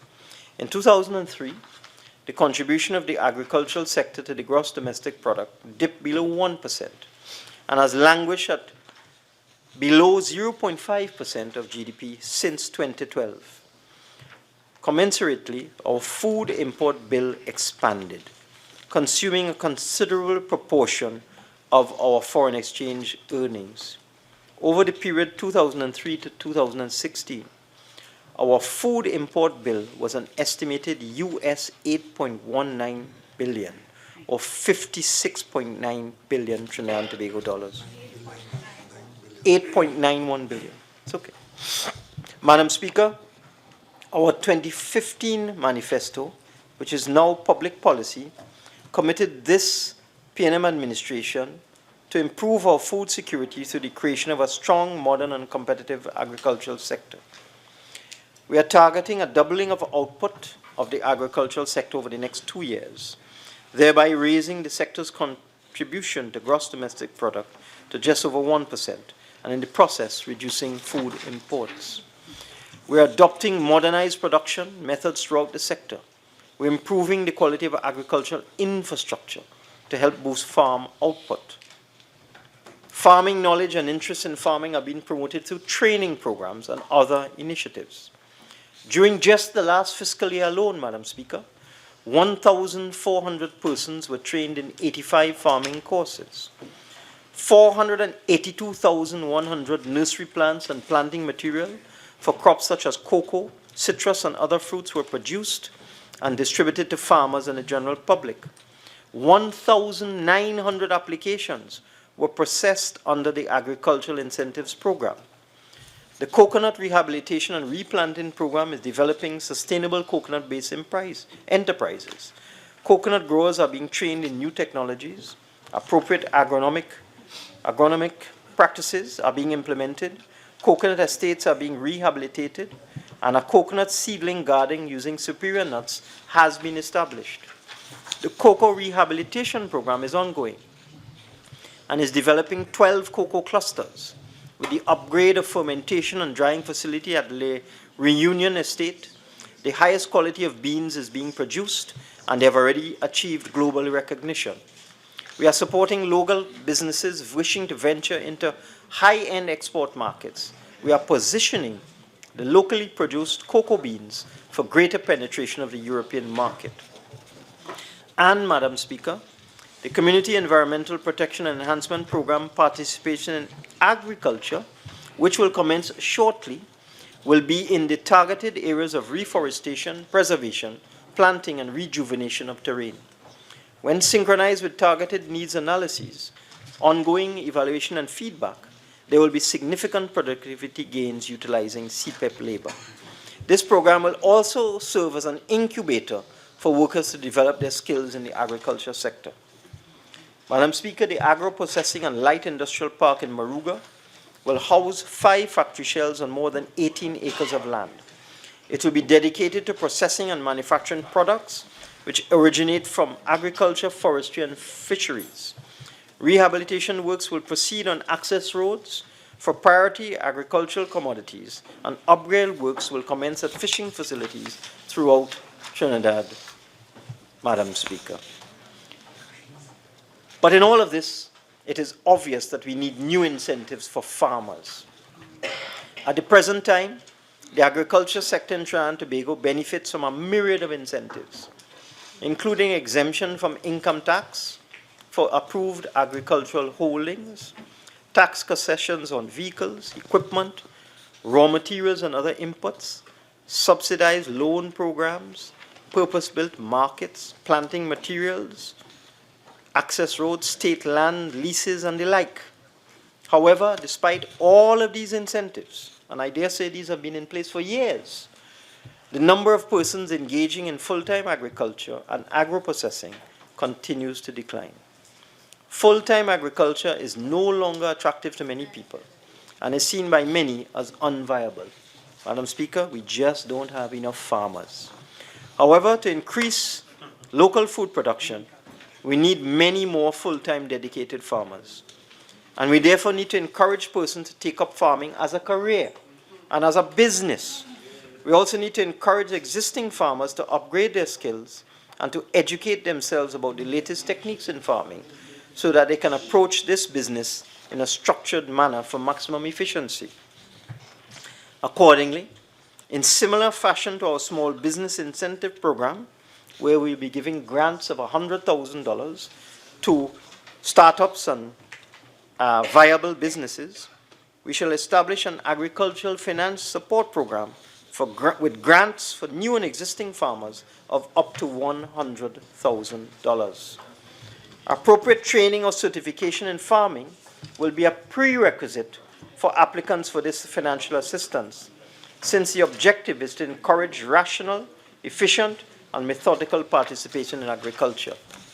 Applications will be reviewed by a panel of experienced and successful farmers and agricultural entrepreneurs who will make recommendations to a ministerial committee.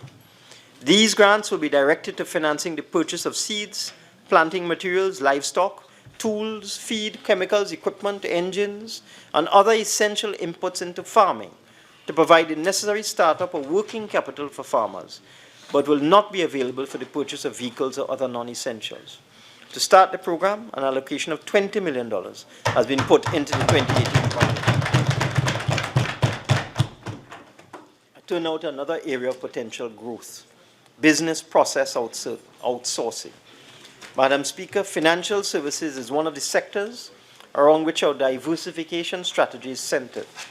In this area, we are pursuing a two-pronged approach, taking the necessary steps to make Trinidad and Tobago a preferred location for business process outsourcing, and making Trinidad and Tobago an international financial center, offering a broader range of services and serving as a financial gateway to Latin America and the Caribbean. We have chosen to focus on business outsourcing services for two main reasons. Firstly, it is among the fastest growing industries in the world. In the Caribbean, the business outsourcing industry has already reached a level of US $3 to $5 billion. Many US and European investors are now keen to set up regional headquarters and shared service centers in the Caribbean region, in particular for financing and accounting services. The demand seems to be greatest for finance and accounting, and we wish to benefit from these latest international trends. Secondly, Trinidad and Tobago has many, if not more, of the strengths which many successful business process outsourcing centers possess. We are English-speaking with a first-rate education system. We have a sizable pool of finance and accounting talent, with almost 6,000 persons enrolled in the ACCA Foundation and professional level accounting courses. We have competitive telecommunications infrastructure in terms of reliability, cost, and bandwidth. And we are signatory to several bilateral trade agreements and double taxation treaties. Madam Speaker, we already have a nascent business processing outsourcing industry that is providing services to local and regional clients. Currently, the sector provides employment for about 1,400 persons and earns a modest amount of foreign exchange.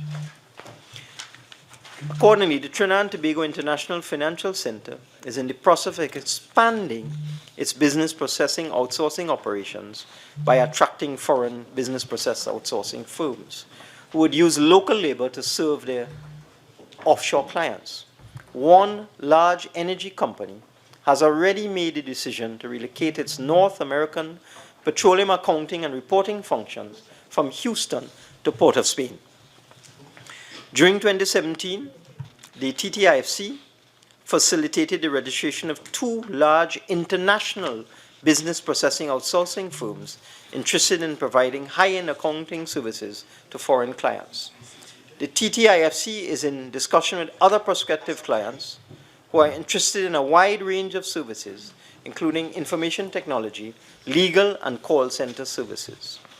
The TTIFC is also continuing discussions with various interested parties on the establishment of an international financial center. The focus is on attracting international banks which are interested in expanding their lending and other financial services to Latin America. This is clearly a longer-term proposition, as it would entail far-reaching changes in the regulatory environment as well as possible investment in costly infrastructure. I now turn to another potential growth area, Madam Speaker, and that is the yachting industry. Madam Speaker, we already have a striving yachting subsector comprising approximately 180 firms. We are outside of the hurricane belt, Madam Speaker, and while it is not something to be happy about, the terrible natural disasters in the Northern Caribbean will result in increased visits to our shores as yacht owners seek to avoid future damage from hurricanes. And allow me to digress, Madam Speaker. I want to thank and congratulate all those Trinidad and Tobago citizens who have reached out to assist our Caribbean neighbors in Dominica and Antigua. I wish to thank them for their spontaneous desire to help our Caribbean neighbors, and also the National Helicopter Services and the Trinidad and Tobago Coast Guard and everybody else who has assisted. But let me move on. These terrible natural disasters in the Northern Caribbean will result in increased visits to our shores as yacht owners seek to avoid future damage from hurricanes. This has happened before, when destructive hurricanes caused massive property damage in the Leeward and Windward Islands, most notably in 2005, when Hurricane Ivan hit Grenada. Approximately 1,700 individuals have good quality jobs in this industry. We are rolling out a new yachting policy which will establish a foundation to improve the competitiveness of the industry, with a view to establishing Trinidad and Tobago as the premier destination for yacht repair services. We are supporting this sector by developing yachting-specific legislation to provide a clear distinction from commercial maritime laws and to provide regulations and operating procedures through engagement of the relevant stakeholders. Introducing the single harmonized form, which will reduce entry and departure times for cruisers visiting Trinidad and Tobago. Developing a comprehensive marketing and promotion plan for the yachting subsector, and marina development through public-private partnerships in Tobago. I move now to another potential growth area, Madam Speaker, the creative industries. We are stimulating and facilitating the development of our creative industries, in particular music, film, and fashion. In the music sector, we will implement an artist portfolio development program which will support artists who are on the verge of becoming export-ready by leveraging their creative talents on the worldwide market. An export-ready academy will assist local artists with producing, marketing, and exporting their music. The establishment of a live music district. There are many cities and countries in the world, Madam Speaker, that have a live music district where music is played 24/7, will provide the appropriate space for live music and other musical activities year-round. We are also establishing a strategic plan for the film industry as a guide to enabling government to make informed decisions on the development of this subsector. Local production crews will be given the opportunity to improve their film production talent and ensure more high-quality production. In support of this process, there will be training and certification programs which will be on par with international standards. We will also launch a production assistance and script development program, which will provide funding to filmmakers to produce high-quality films. The return of Trinidad and Tobago television will also be an outlet for regularly broadcasting local films produced under this program to a wider audience. Madam Speaker, we are also justifiably proud of our fashion industry. We are now establishing, in collaboration with the University of Trinidad and Tobago, a garment production facility, which will be located at the John Donatel campus of the UTT. A tailoring and certification program will also be introduced at this facility.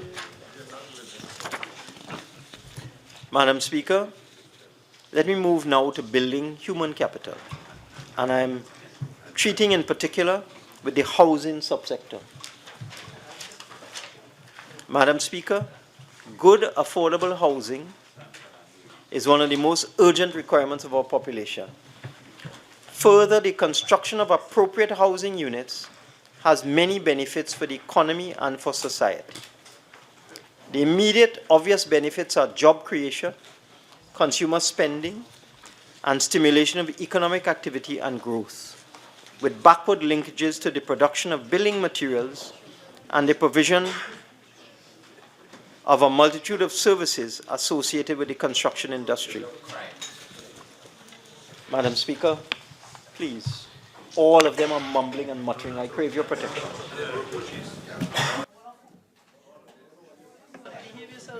Member for Princess Tong, could you just kindly take a little walk and you can return? Okay, we're not allowing the shouting across. Member for Couva South and member for Caroni East, if it is you wish to make an interruption in accordance with Standing Order 47, then you will do it in a proper way. Member for Princess Tong, I've invited you to take a little walk and return.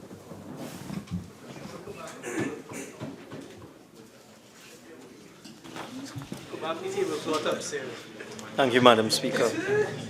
Just before.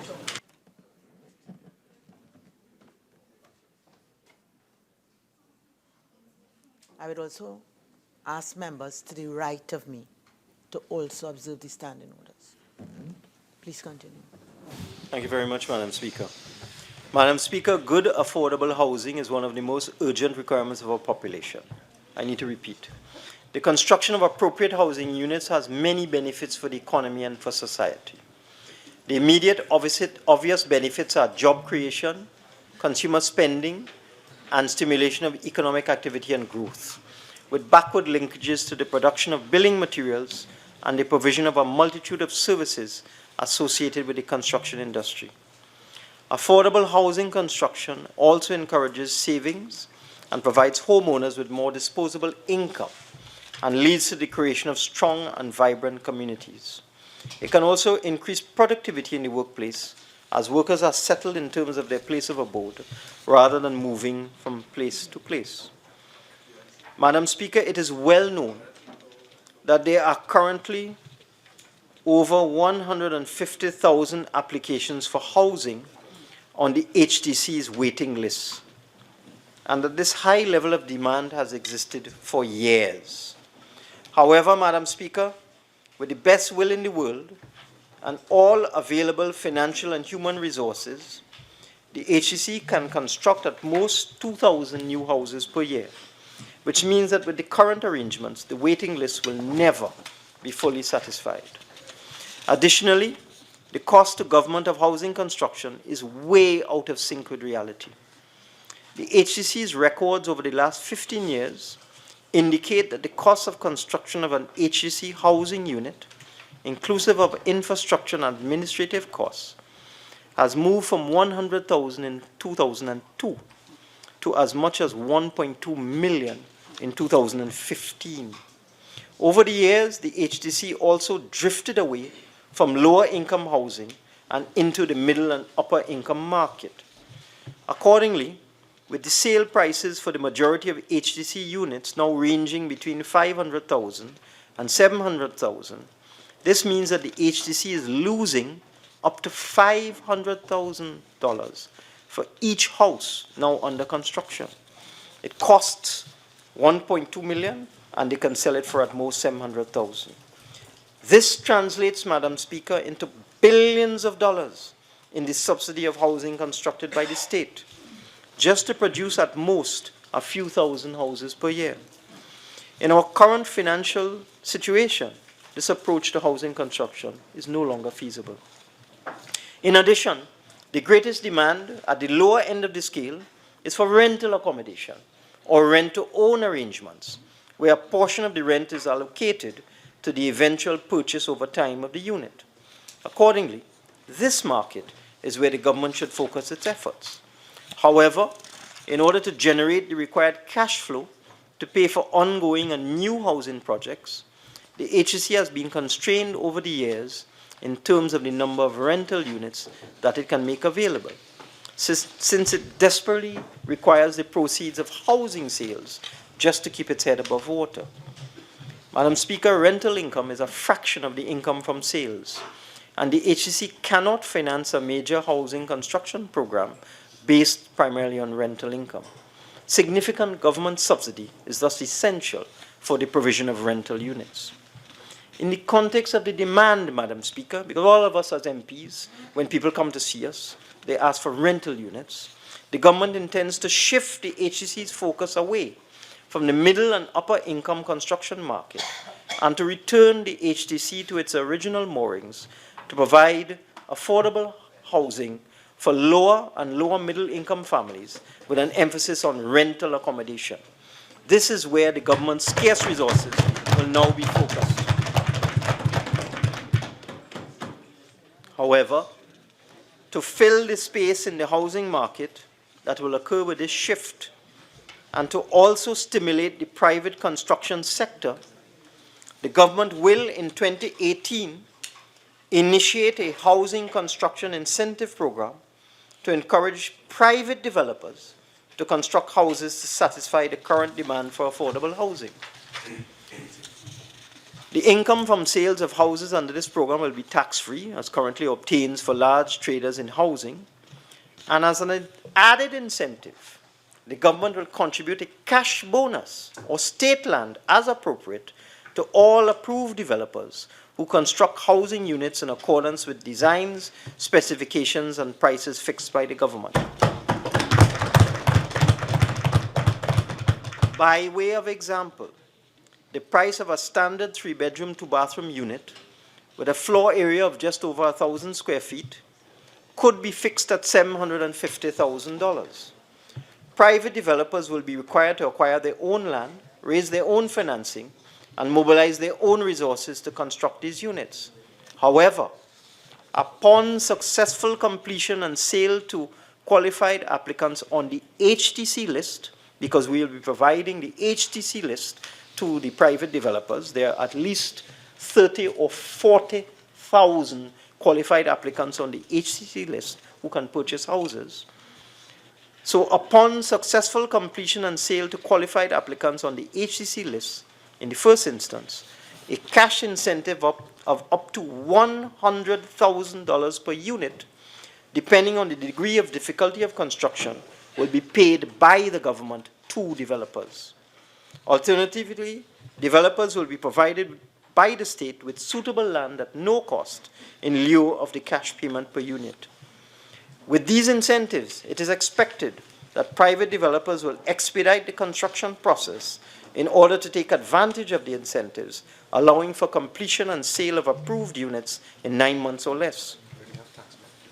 Madam Speaker, you should note that with the current 2% subsidized mortgage interest rate at Trinidad and Tobago Mortgage Finance, with a 10% deposit and a 25-year mortgage, a typical purchaser in this new housing program will only pay a monthly mortgage loan payment of $2,865 for a house or apartment costing $750,000, which is well within the reach of most households. To make access to mortgage loans even easier, we shall engage in discussions with the commercial banks to design a suitable housing loan regime with government input, including, if necessary, mortgage loan interest subsidy. It will be apparent that in this way, the state and by extension taxpayers can save the Treasury $400,000 per housing unit, since the cost of the state will now be in the vicinity of $100,000 per unit, instead of the current net cost to the HCC of $500,000 per unit.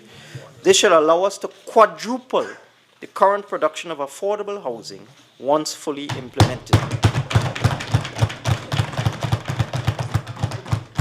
However, Madam Speaker, the government is very conscious of the fact that many well-intentioned fiscal incentives and developmental programs are frustrated by excessive bureaucracy and lengthy delays in obtaining approvals. To ensure the success of this new program, the government will establish a ministerial oversight committee, chaired in the first instance by the Prime Minister. This is to show the importance we give to this program, to monitor and expedite the process of obtaining building approvals from all regulatory agencies, including the Town and Country Planning Division, Drainage, Construction and Highways Division of the Ministry of Works, WASA, TNTEC, the Fire Service, the Environmental Management Agency, and the regional and municipal corporations. The fact that the designs of the approved housing units will be standardized and based on existing models should also speed up the approvals process. In addition, the process for registering approved housing developers will be simplified, monitored for efficiency, and fast-tracked. And further, Madam Speaker, to further stimulate housing construction, the Town and Country Planning Division will be requested to relax existing guidelines for the allowable density of housing developments, particularly in urban and suburban areas and along main roads and thoroughfares. A typical example of the new approach will be approval in appropriate areas of the construction of 4 apartments on a standard building lot in a 2-story building with 2 apartments on each floor. In this way, the new housing construction incentive program will be available to small and large developers. It will not be confined to wealthy contractors or large landowners, but open to all citizens who are willing to participate in this program, and even members of the opposition, and are capable of financing, constructing, and selling approved units with the support of the cash or land incentive. From the small man who can mobilize resources to construct just 4 units on 1 lot, to the big developers who can construct 400 units in a large development. Everybody will be eligible for this $100,000 cash incentive. Our target for the startup of this program is January the 1st, 2018, and for fiscal 2018, assuming a split between cash incentives and the provision of state land, we have allocated $50 million to provide the cash incentives for approximately 1,000 additional new private sector financed and constructed affordable houses. This allocation will be reviewed and supplemented as appropriate as the program kicks off. Madam Speaker, you should note that the provision by governments or state bodies of cash incentives or fiscal incentives to stimulate the construction of affordable public housing by the private sector is a feature of modern democracies the world over and is a tried and tested solution to public housing demand. I move now to transportation. Madam Speaker, the rapid growth in incomes and living standards outpaced the rate of expansion of our transportation infrastructure. The tremendous growth in automobile imports and the huge subsidies on motor fuel also contributed to this widening gap. And I digress to let you know, Madam Speaker, believe it or not, in 2017, with a depressed economy, Trinidad and Tobago citizens imported 35,000 new or used motor cars. 35,000 in 1 year, 2017. Currently, the limited road network and the deficiencies in the public transportation system have become the main causes of traffic congestion and a principal contributor to the low level of labor productivity in the country. In an attempt to address this imbalance, our public sector investment program places focus on road infrastructure and initiatives to ease traffic congestion. We are currently implementing a number of initiatives over the medium to long term, including the planned removal of all traffic lights from Port of Spain to Arima through the construction of interchanges. The program has already started with the award of a contract for the Curep interchange at the intersection of the Churchill Roosevelt Highway and the Southern Main Road. which is scheduled to be completed by 2019. Additionally, the widening of several main arteries, including the Churchill Roosevelt Highway, the Beetham Highway, from Uriah Butler Highway to Port of Spain, the expansion of traffic surveillance, the traffic surveillance and control system, and the corridor traffic management system, which will improve traffic monitoring. In terms of institutional strengthening, the government has passed legislation to enforce breaches of road traffic regulations, to reform the fixed penalty traffic system, and to introduce a demerit point system as part of the traffic regulation system. We will also reform and modernize the motor vehicle registration system and replace the aging fleet of public transport service corporation vehicles, initially with the purchase of 35 new buses in 2018.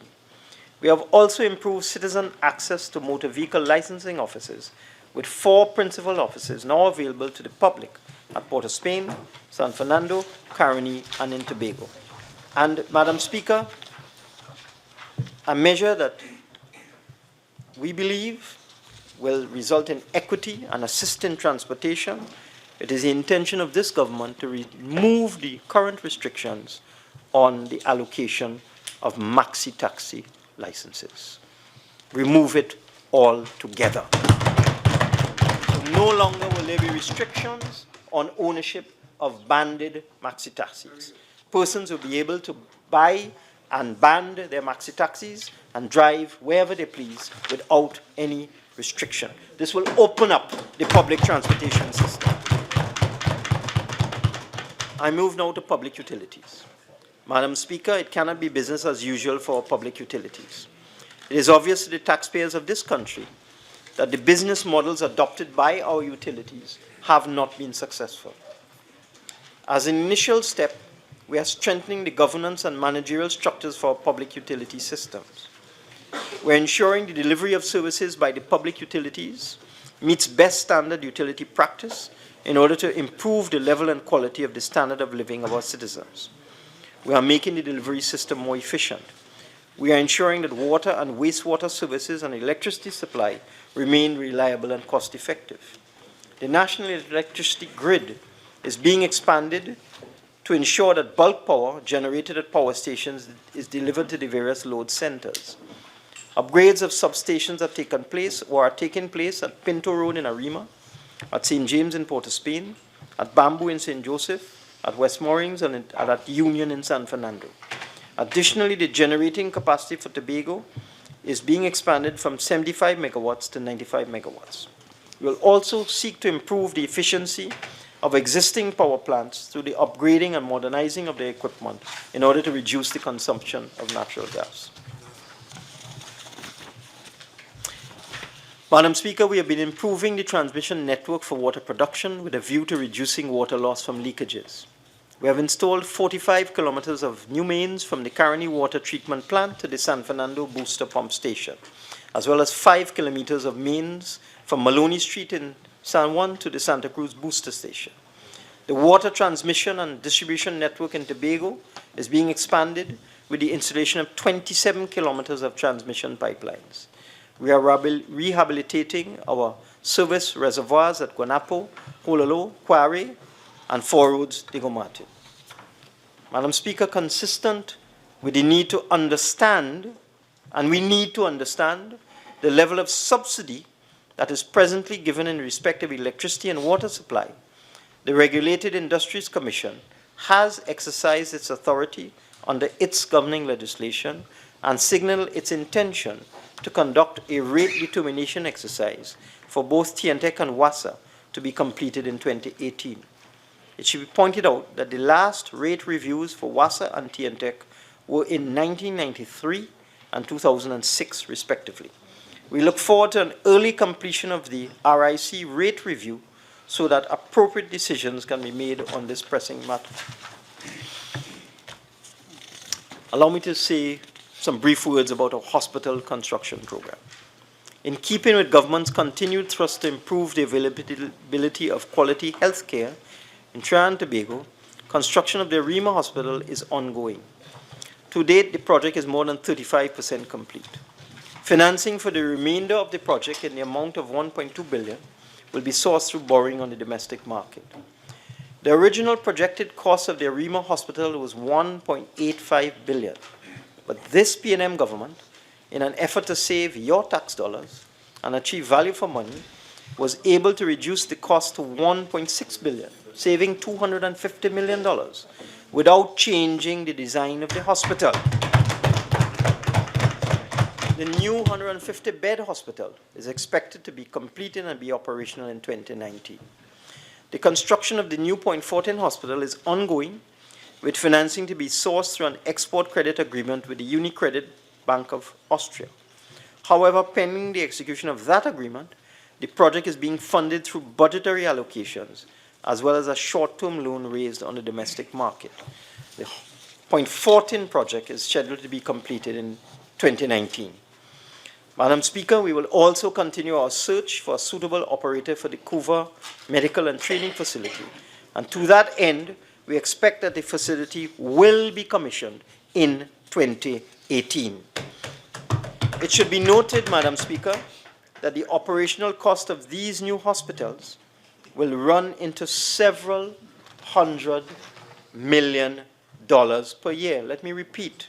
The operational cost of each of these new hospitals, I did an analysis of Couva, Madam Speaker, and the cost of operating the Couva Hospital is $430 million a year. So the population must know that the operational cost of these new hospitals will run into several $100 million per year, and funding for this will have to be provided. Turn now to the social agenda.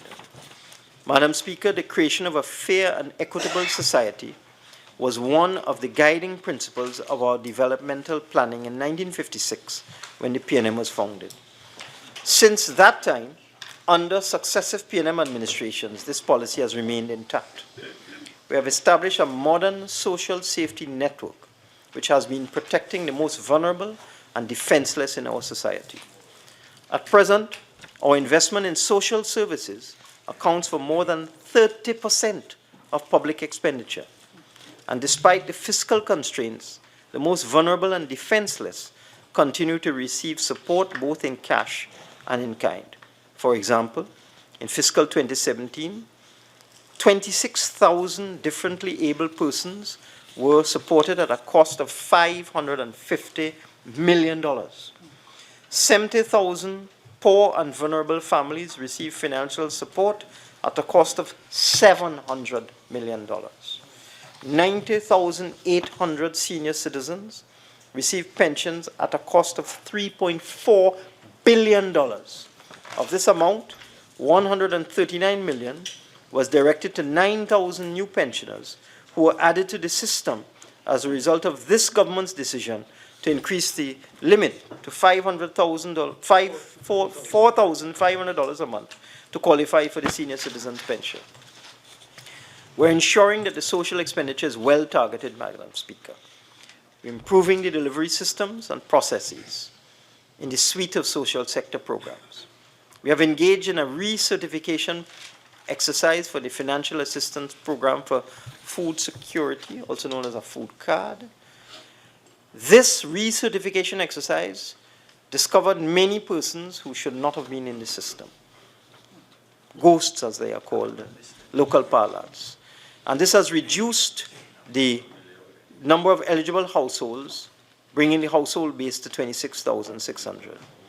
We have generated through this rigorous recertification exercise a monthly savings of $13.3 million. Also, establish a high-level committee reviewing the rationalization of social programs across the ministries. And an interim report has already disclosed that duplication and overlap were found among 17 of the 53 grants offered through several ministries. A universal means test for program eligibility, fine, that's better, is being put in place to ensure more effective targeting of direct resources to those individuals and families in need. And a new single intake form for all social programs is not only improving timely approval of grants, but is also eliminating unauthorized usage by reducing the instances of one individual accessing multiple grants. Madam Speaker, in this country, there are people that go from place to place, accessing grant after grant after grant, from ministry after ministry. This cannot continue, Madam Speaker. Madam Speaker, we will continue to adopt approaches and methods aimed at improving social service delivery. We will insist on value for money and ensure that allocated resources generate greater benefits for a larger number of vulnerable and defenseless individuals and families. During the new fiscal year, we will implement a number of programs to improve the delivery of social services to the most vulnerable in society. Now to sports. We view our sports sector as being vital for contributing to youth and economic development. The recently commissioned world-class sport facilities in aquatics, cycling, tennis, hockey, and cricket have joined our football stadia as the foundation for the country being a hub in sports tourism. We are now positioning sports tourism as a viable, incipient industry for economic diversification. We have already won international acclaim and positive reviews from the sporting fraternity for hosting a series of major competitive domestic and international sporting events at these facilities. We are continuing to secure such sporting events. We are putting in place attractive user rates for these facilities. The revenue generated, including through introduction of naming rights, will ensure their adequate maintenance. We plan to focus on 3 major revenue-generating avenues: sport services, sport events, and sport infrastructure, given that those areas require very little capital investment as a result of existing infrastructure. These facilities will serve as the foundation for our youth as they strive for excellence on the international stage and bring the international spotlight on our country. Our national community, with events to celebrate on a continual basis, will benefit from the outflow of patriotism and pride, and in the process serve as a cohesive force for nation building. And I digress, Madam Speaker, to say how proud I was when the Trinbago Knight Riders won the CPL final here in Trinidad and Tobago. And I enjoyed that event at the stadium together with many of the colleagues opposite.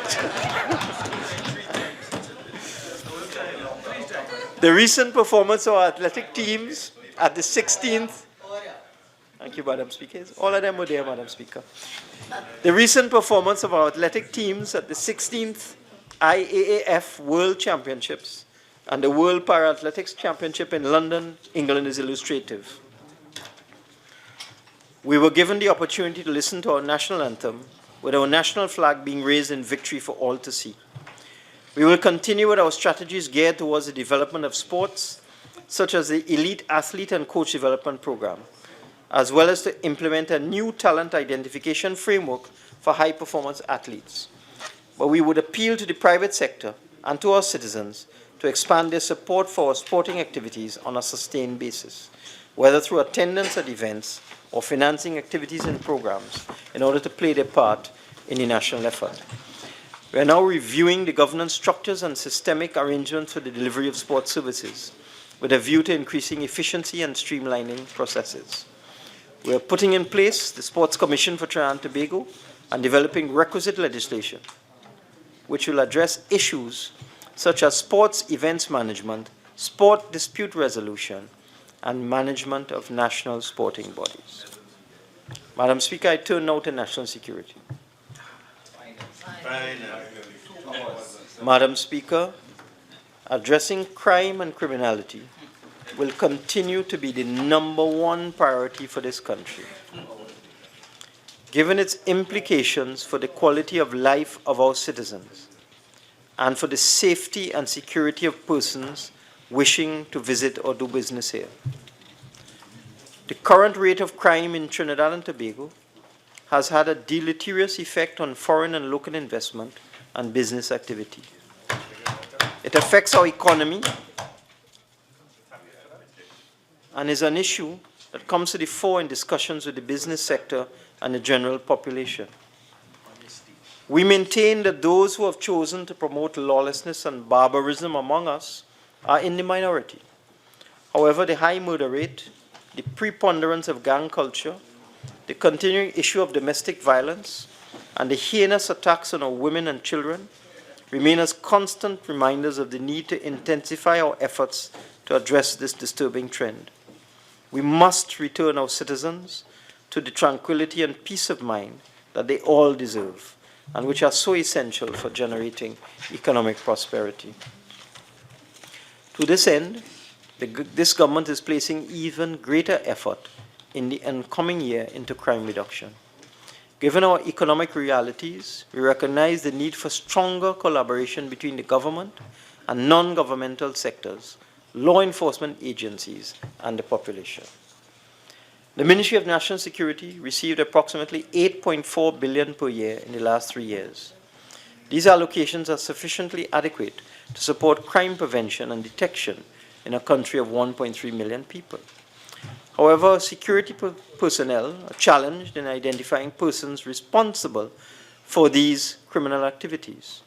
We propose, therefore, to launch a key initiative, the National Crime Prevention Program. This program will constitute a holistic approach to crime fighting. It will impact crime prevention through community empowerment, which is a key factor to returning safety and security to the national community. It will employ resources in law enforcement, government ministries, and communities across Trinidad and Tobago. And it is clear, Madam Speaker, that any approach to deal with crime and violence must include the broad spectrum of prediction, deterrence, detection, prosecution, and rehabilitation.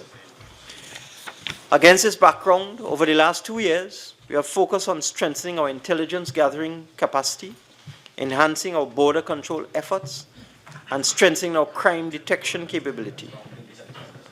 We have advanced the rehabilitative thrust within our prison system.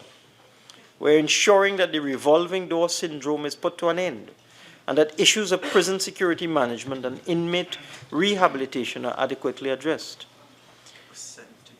In our bid to fulfill our safety and security mandate, we have strengthened our border protection capacity. All of the new naval vessels are now in operation, with the last of the Diamond vessels acquired in December 2016. These assets allow for increased surveillance and protection of our maritime domain. We have signed a memorandum of intent with the U.S. government for the establishment of a state-of-the-art border control system that will document the arrival and departure of international travelers at airports and seaports in Trinidad and Tobago. This system allows far more precise identification of passengers, so that customs and immigration officials can make more informed decisions on the threat to public security posed by incoming passengers. In January 2017, Madam Speaker, we established a police manpower audit committee. This committee is examining the current operational environment of the Trinidad and Tobago Police Service to determine the maximum benefits to be derived from our resources. The work of this committee is due to be completed by December 31st, 2017.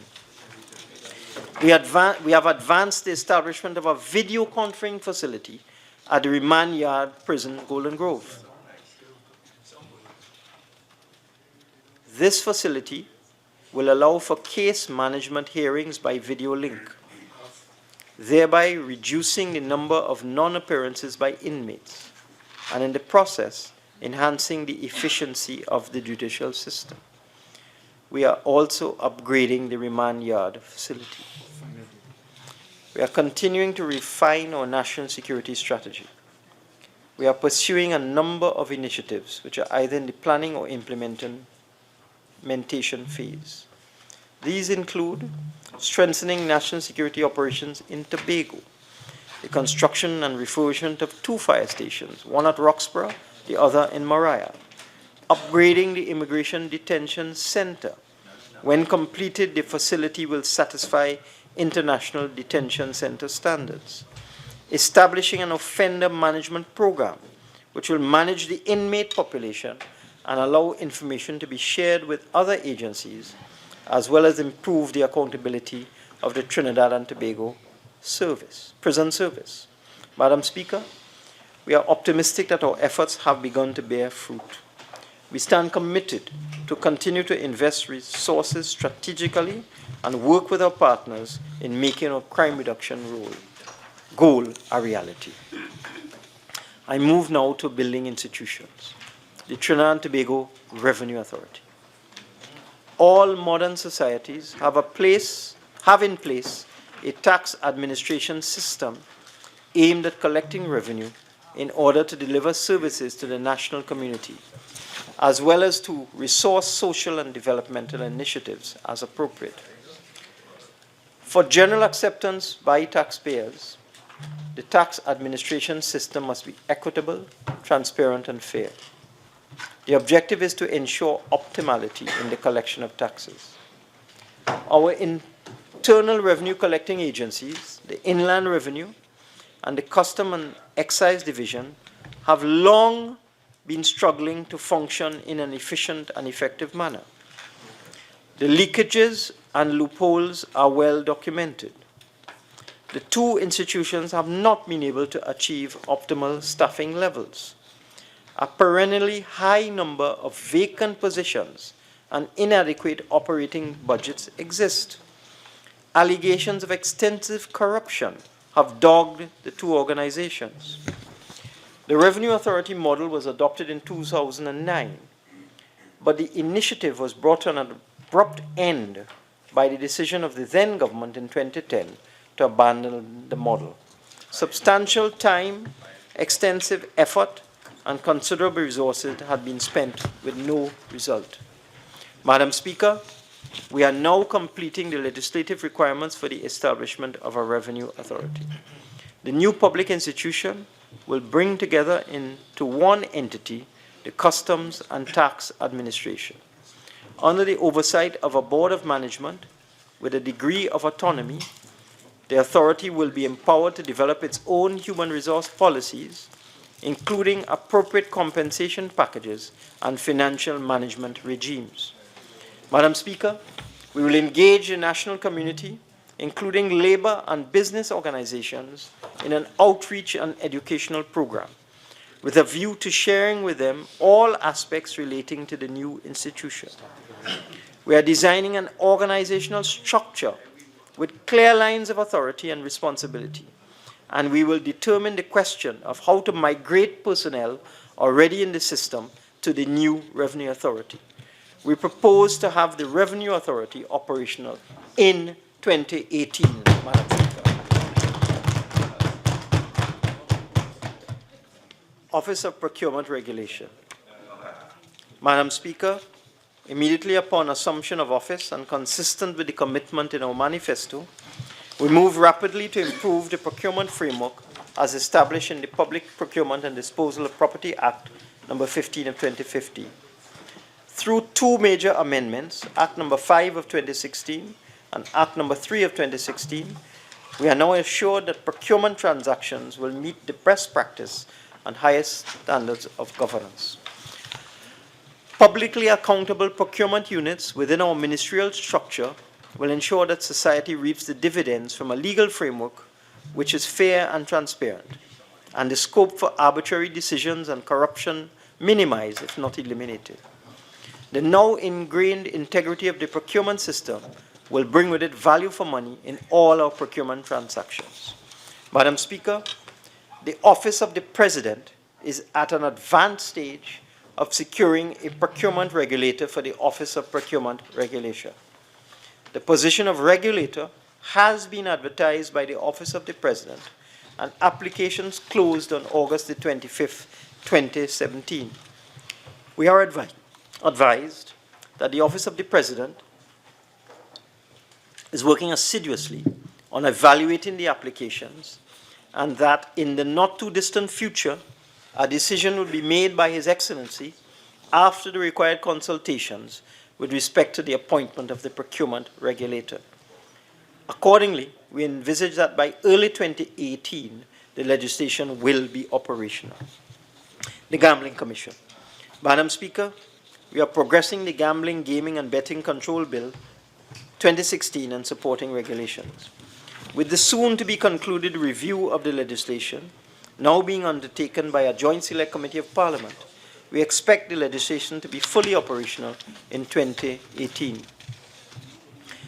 Despite the government's thrust towards the establishment of a Gambling Control Commission, the non-enforcement of the current law has led to a considerable rise in non-compliance in respect of the remittance of taxes by the sectors of the gambling industry.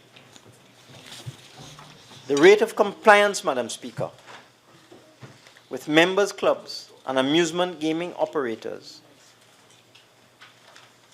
upon investigation are recorded to be less than 10% and 7% respectively. Let me repeat that. The rate of compliance in terms of paying taxes in the gambling industry among members' clubs and amusement gaming operators are recorded to be less than 10% and 7% respectively. This will no longer be tolerated, as this government intends to enforce the current laws of the land. The totally unregulated and buoyant gambling sector and the emergence of online gambling are absorbing significant foreign exchange resources. Some estimates put the annual outflow from Trinidad and Tobago at approximately US $200 million, Madam Speaker. Madam Speaker, we also need to address the undesirable activities associated with the proliferation of unregulated gambling in this country through the establishment of a framework which facilitates betting and gambling within a structured, controlled, and legitimate environment that allows a cluster of employees to generate high-quality jobs. There is existing legislation which stipulates limitations under which various gambling and betting entities may operate. The Registration of Clubs Act for private members' club, the Liquor License Act for bar owners who operate amusement gaming machines, and the Betting and Levy Board Act for all betting establishments. We propose to strictly enforce the provisions of these pieces of legislation to ensure that all private members' clubs, bar owners, and betting establishments meet their prescribed tax liabilities. I move now to the property tax. Madam Speaker, property values in Trinidad and Tobago have increased significantly since an attempt was made in 2009 to implement a modern property tax. Over the years, as property values increased, as reflected in various transactions such as the sale, lease, development, disposal, and acquisitions generally of property, property taxes did not keep pace with these updated property values. The time has come when property owners must begin to contribute a share of these benefits to assist in financing the country's development. In addressing this obvious mismatch, we have begun the process of building a comprehensive list of all properties in Trinidad and Tobago. And to this end, a data gathering process is being implemented. On completion, this would form the basis for meaningful assessments to be made and for property taxes to be paid by all property owners commensurate with the rental values of their property. In 2015, the payment under the Property Tax Act was waived for the period January 1st, 2010 to January 1st, 2016. This means that absolutely no revenue was collected from property owners for the period 2010 to 2015. With urgent need for additional sources of revenue, particularly from the non-oil sector, in order to maintain the level of goods and services provided by government and to continue to provide subsidies where they are needed, we intend to have a fully implemented property tax system in 2018. I move now to state-owned enterprises. We are reviewing and reforming as appropriate our portfolio of state enterprises. We recognize that the state, through a state enterprise sector, has been playing a distinctive and instrumental role in the development and industrial successes of this country. But, Madam Speaker, we can no longer justify the retention of state-owned enterprises which are not strategic in nature. In the context of this framework, we have closed a number of enterprises which were commercially oriented or which had deviated from their mandates or whose mandates were no longer required. The reform represents an important component in our efforts to rebalance and strengthen our economy. We are enforcing governance and accountability guidelines in the state enterprise sector, and we are clarifying, where appropriate, their development mandates. We expect that with sound governance at the board and managerial levels, the state enterprise sector will discharge its mandate in growing the productive capacity and infrastructure of our economy. Madam Speaker, financial audits assist in the recognition of financial irregularities and are a very important control mechanism for government spending. In 2018, the Ministry of Finance, through its Central Audit Committee, will partner with personnel with auditing expertise to give the government additional oversight in ensuring financial compliance and efficiency at all state enterprises and statutory authorities. This will involve a coordinated approach with all stakeholders. To ensure that we are getting value for money, we have allocated the sum of $50 million for special audits of state enterprises and government departments in 2018, and this exercise will commence immediately. I turn now to Petrotrin. Madam Speaker, the Petroleum Company of Trinidad and Tobago has been instrumental not only in generating resources for financing the growth and development of Trinidad and Tobago, but also in building for the country a capability in energy affairs, which was so critical during the transformation of our oil economy into a gas-based economy. However, Petrotrin can no longer discharge its mandate in its current corporate form. Petrotrin faces both challenges and opportunities. Among Petrotrin's major strengths are its significant assets and oil reserves. However, the company's continued economic viability demands that it makes up for the policy mistakes of the past and adjust to the new reality of the global energy markets. Petrotrin requires fundamental restructuring, which it cannot put off any longer. Earlier this year, a cabinet-appointed high-powered team conducted a review of the operations of Petrotrin and made recommendations for the restructuring of the company. The team identified the following structural problems: an unwieldy structure and poor governance, declining crude oil production, declining productivity, escalating manpower costs, steadily increasing maintenance and capital costs, low refinery margins, and poor asset quality. These factors are reflected in Petrotrin's financial indicators and the company's overall financial performance. The significant decline in crude oil prices since 2014 has resulted in a more than 50% decrease in the company's revenues, from $37 billion in 2012 to $16 billion in 2016.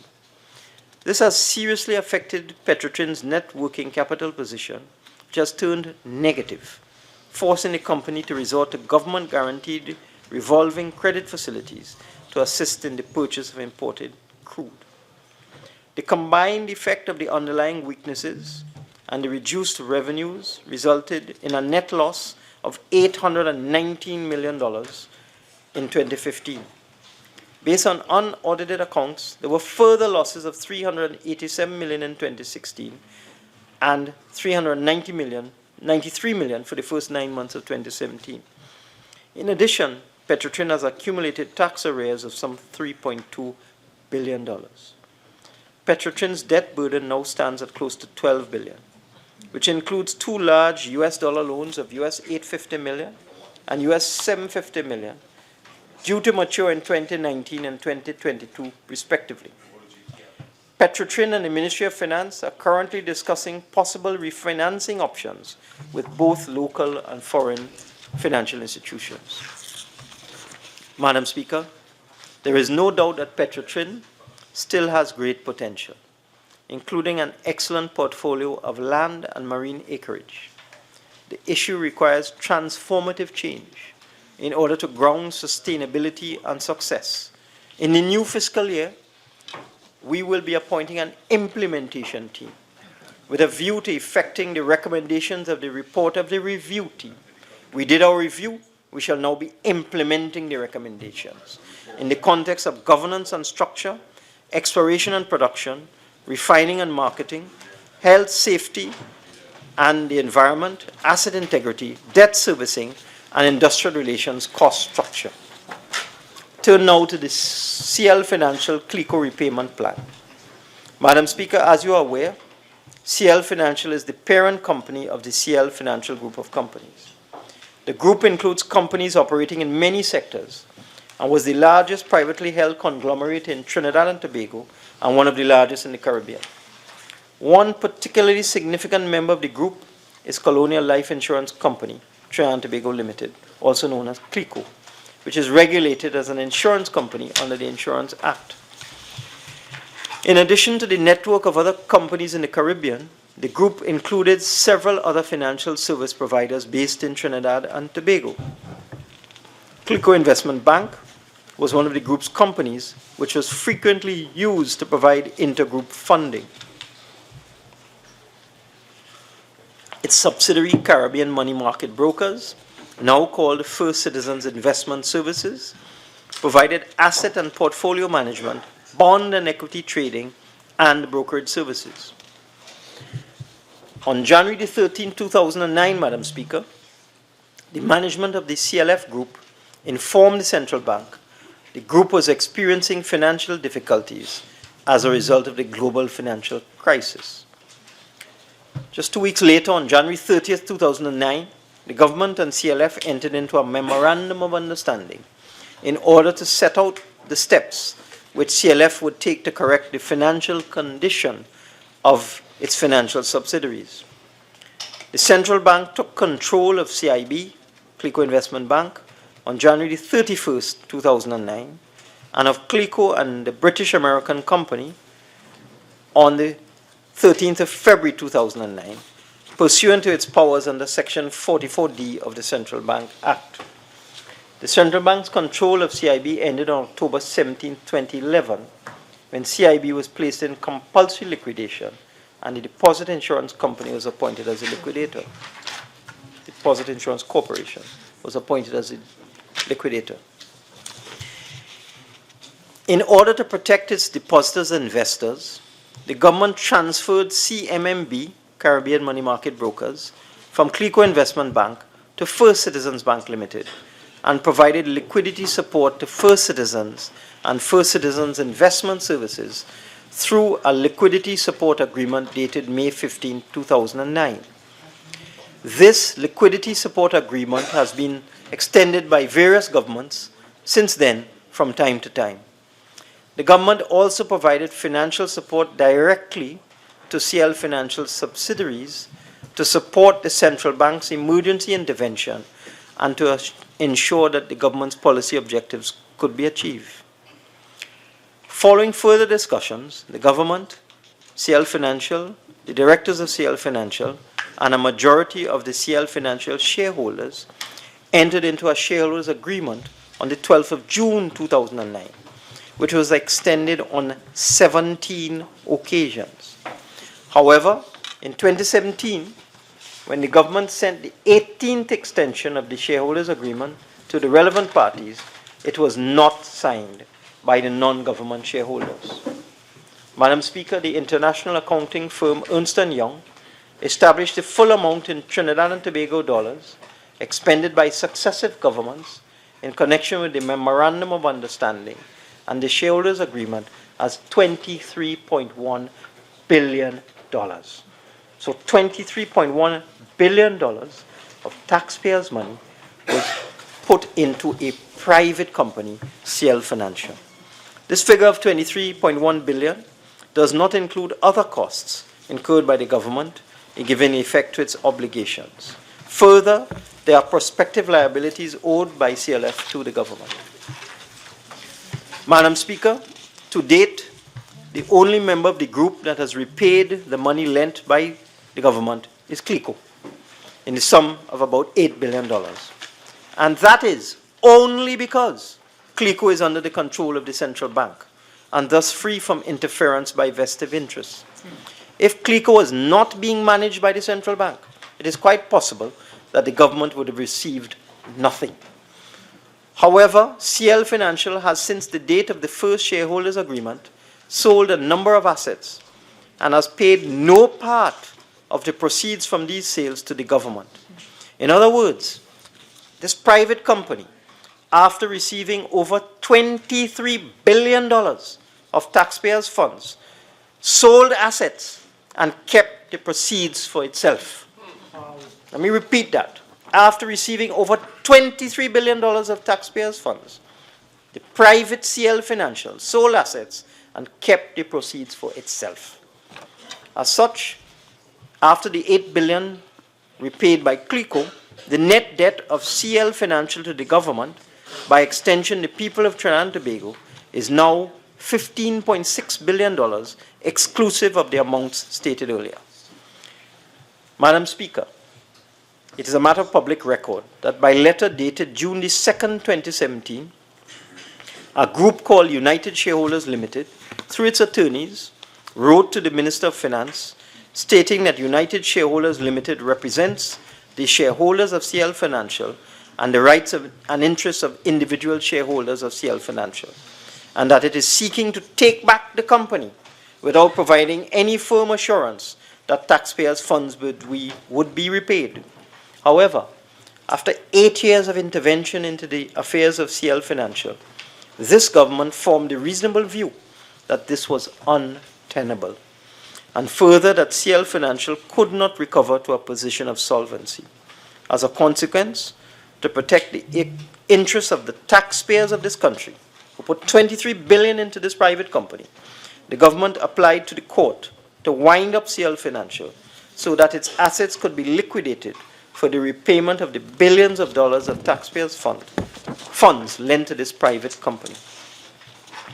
Madam Speaker, it is important to underscore in all of this that the government is keenly aware of the emotional attachment that the citizens of Trinidad and Tobago have to the CLECO group of companies. Because of its history as a major indigenous conglomerate that prospered and flourished and affected and influenced many areas of national life before bad decisions and greed led to its undoing. The government is also aware of the fear and perception that the assets of CL Financial and CLECO will be sold to wealthy private concerns, which may not be in the best interest of the national population. Accordingly, the government has decided that major strategic assets of the group, as they become available from the liquidators, will be divested either by public offerings on the stock exchange or through placement in a new national mutual fund. Through these means, the assets will be available for purchase by the general public and institutional investors such as pension funds, the National Insurance Board, and unit trusts in the form of units which will now pay dividends. In this way, all of the CL Financial group of companies will not be sold to the highest bidder, but instead, the various companies, as considered appropriate, will be continued as going concerns with proper management and oversight. I wish to advise, Madam Speaker, that the preparation for the creation of the new National Mutual Fund has already begun with the transfer by CLECO to the corporation's sole of 29.9% of the shares of Angostura and 16% of the shares of Home Construction. These two shareholdings are together worth $1.4 billion, and the transfer will go towards the reduction of the debt owed by CL Financial CLECO to the government. I move now to the Heritage and Stabilization Fund. Madam Speaker, the Heritage and Stabilization Fund, formalized through legislation in March 2007, was specifically designed to support fiscal policy at times of adverse swings in international oil and gas prices, the stabilization objective, and to accumulate savings from the country's exhaustible assets of oil and gas for future generations, the heritage element. Over the 10-year period, the value of the fund has increased by close to $4 billion, from $1.77 billion to $5.73 billion as at August 31st, 2017.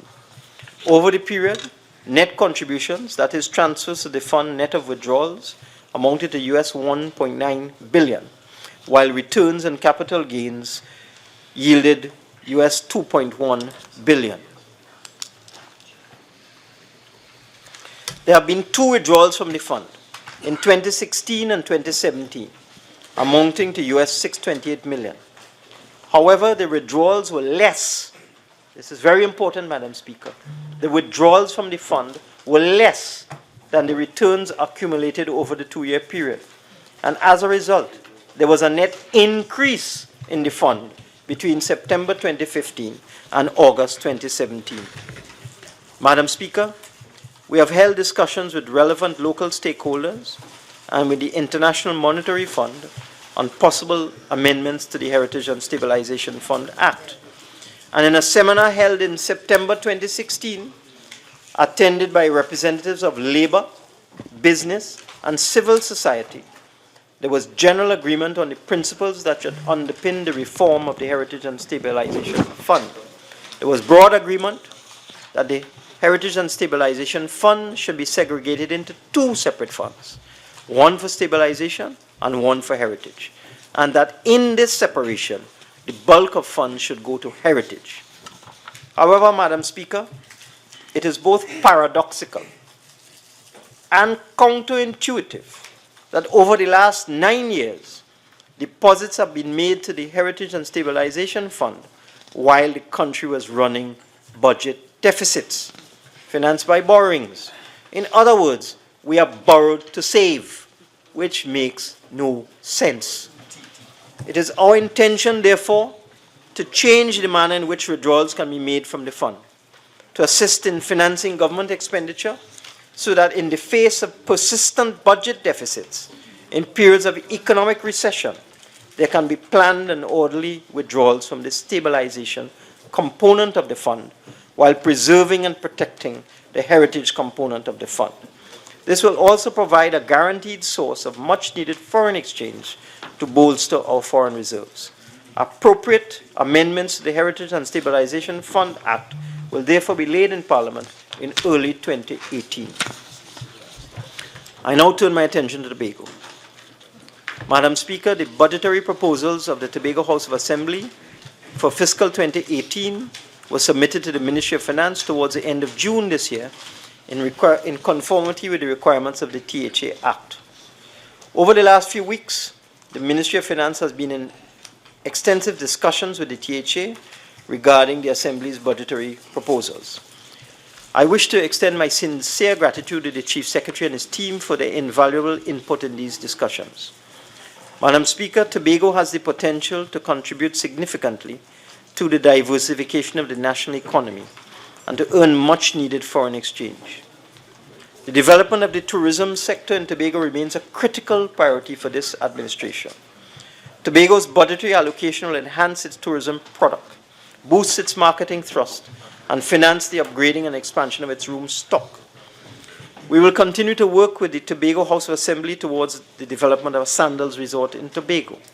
The construction of this resort will simultaneously address three critical problems which have stymied the expansion of the tourism sector, namely marketing, airlift, and room stock. In addition, we will encourage the tourism stakeholders in Tobago to access the Tourism Business Development Fund. Madam Speaker, the development and revitalization of the agricultural sector in Tobago is of critical importance.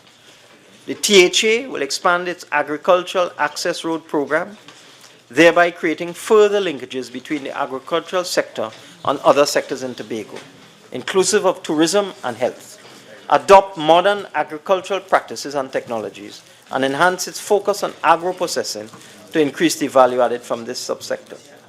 The THA will also accelerate its housing program to address the existing mismatch between demand and supply for public housing.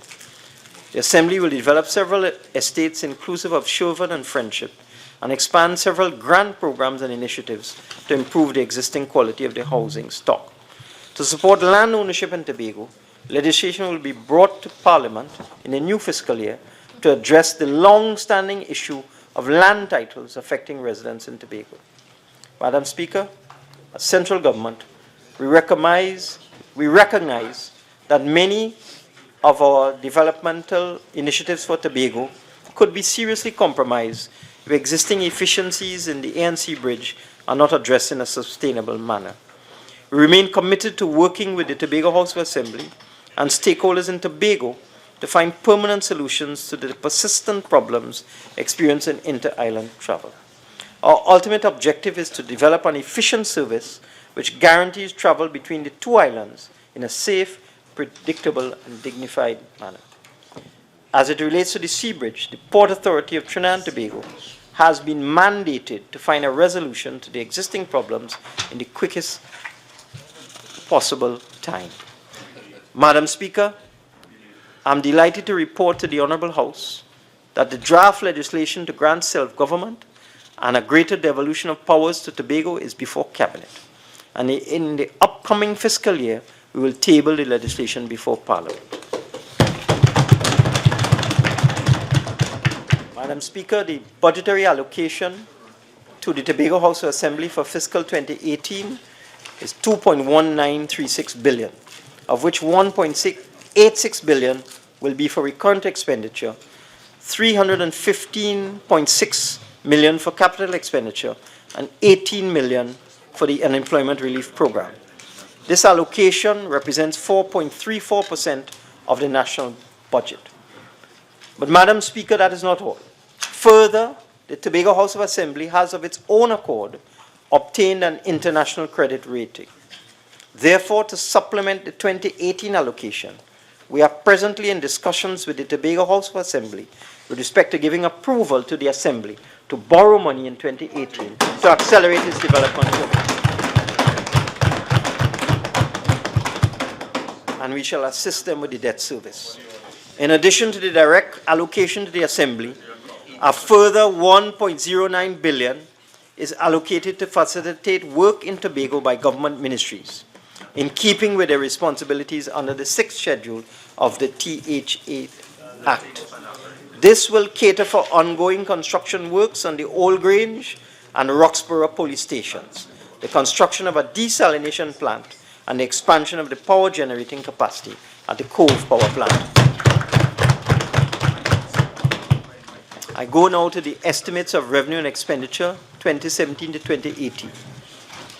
Madam Speaker, responsible fiscal management is central to our public policy agenda for achieving prosperity and improving the lives of our citizens. The fiscal consolidation process continues in this budget as we bring expenditures into better alignment with available revenues, yet at the same time ensuring that the capital expenditure program is maintained to underpin the process for stimulating economic activity. For fiscal 2018, therefore, total revenue has been budgeted at 45.74 billion, up from 37.84 billion, or 7.9 billion from the estimated outturn in 2017.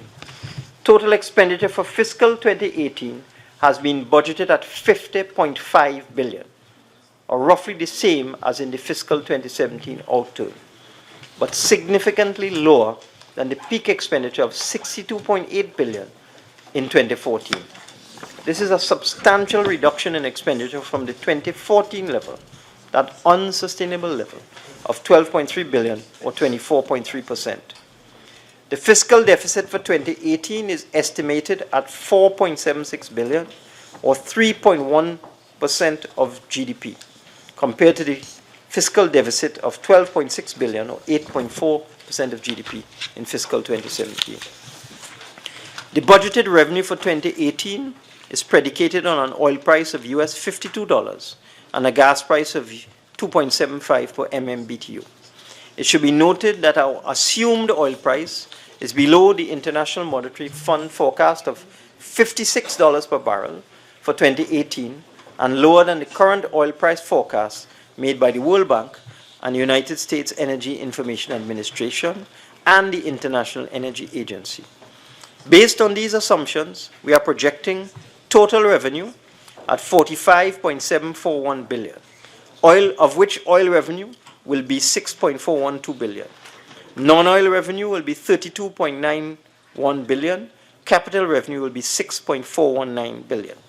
The total expenditure net of capital repayments and sinking fund contributions, 50.501 billion.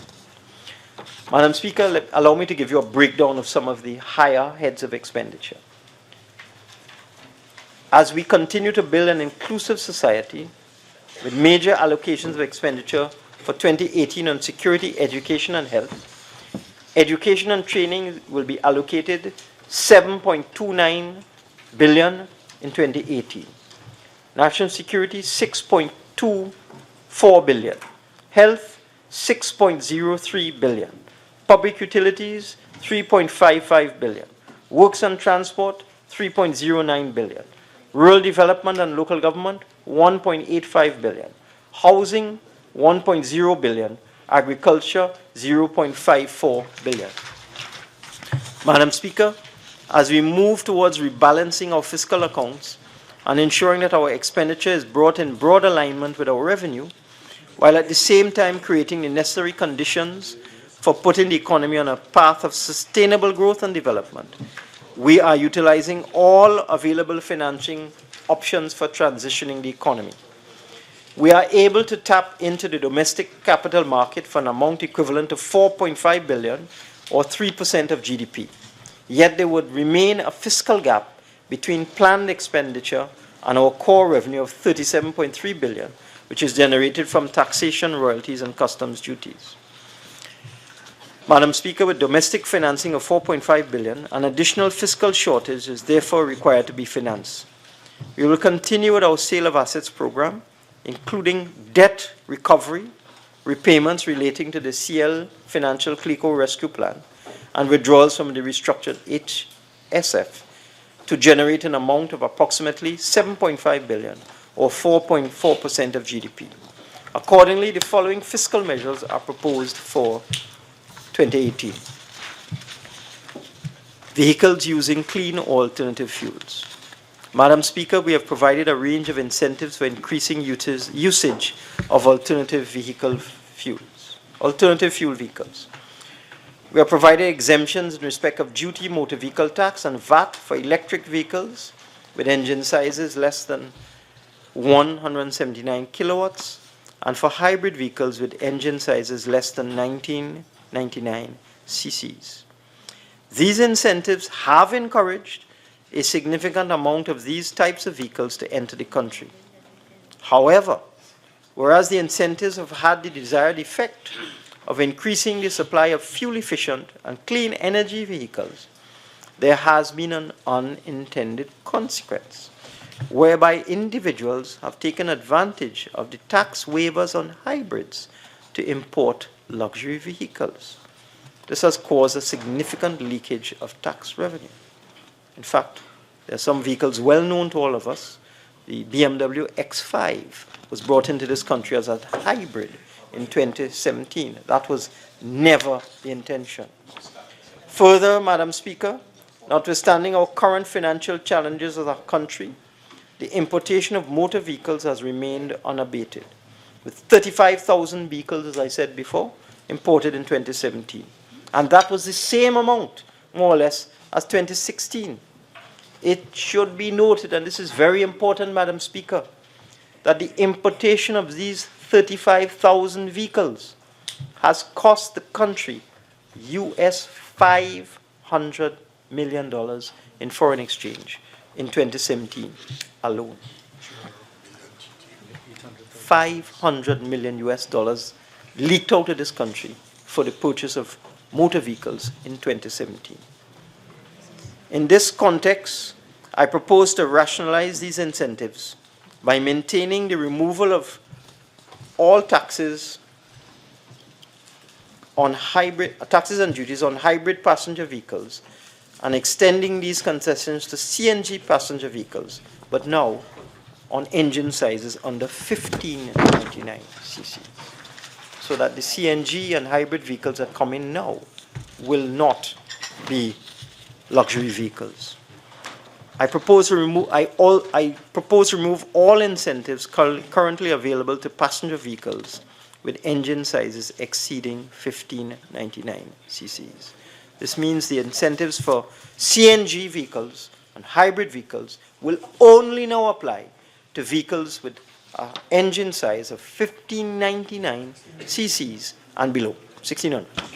To encourage the use of smaller, more fuel-efficient vehicles and to reduce the loss of foreign exchange from motor vehicle imports, I propose to increase by 25% the motor vehicle tax and customs duty on private passenger vehicles with engine sizes exceeding 1599 cc's and not exceeding 1999 cc's.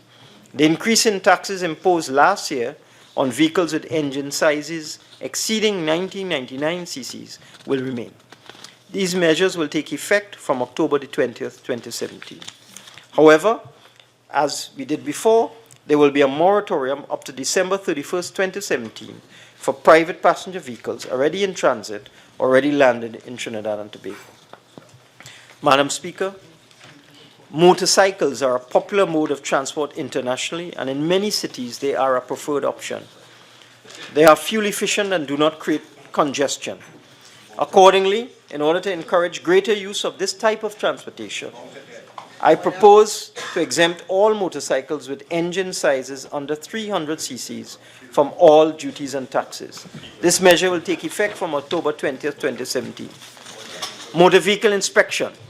Madam Speaker, we believe that the proprietors of the vehicle inspection stations have been providing services to our motoring public at very low fees.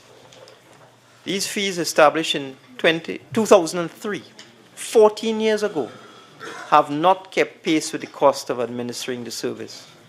In light of this, I propose to increase the inspection fee for motor vehicles from $165 to $300 and to enforce the law.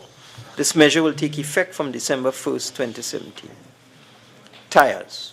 Madam Speaker, we have noticed irregularities between the duties charged on the importation of new and foreign use tires. Currently, new tires utilized on motor cars attract a customs duty of 30%, while used pneumatic tires do not incur customs duties. This has led to mislabeling and tax evasion, where new tires are sometimes wrongly described as used tires, thus avoiding the payment of customs duty. In order to correct this discrepancy, I propose to harmonize the customs duty on all tires at 30%, whether new or used. However, the customs duty on the importation of new tires utilized on buses and lorries will remain at 15%. This measure will be implemented on October 20th, 2017. Madam Speaker, I further propose to implement an environmental tax of $20 per tire on all tires imported into Trinidad and Tobago. This tax will cover the cost of proper disposal of used tires, which is a major headache. This measure will be implemented on December 1st, 2017. I turn now to the fuel subsidy.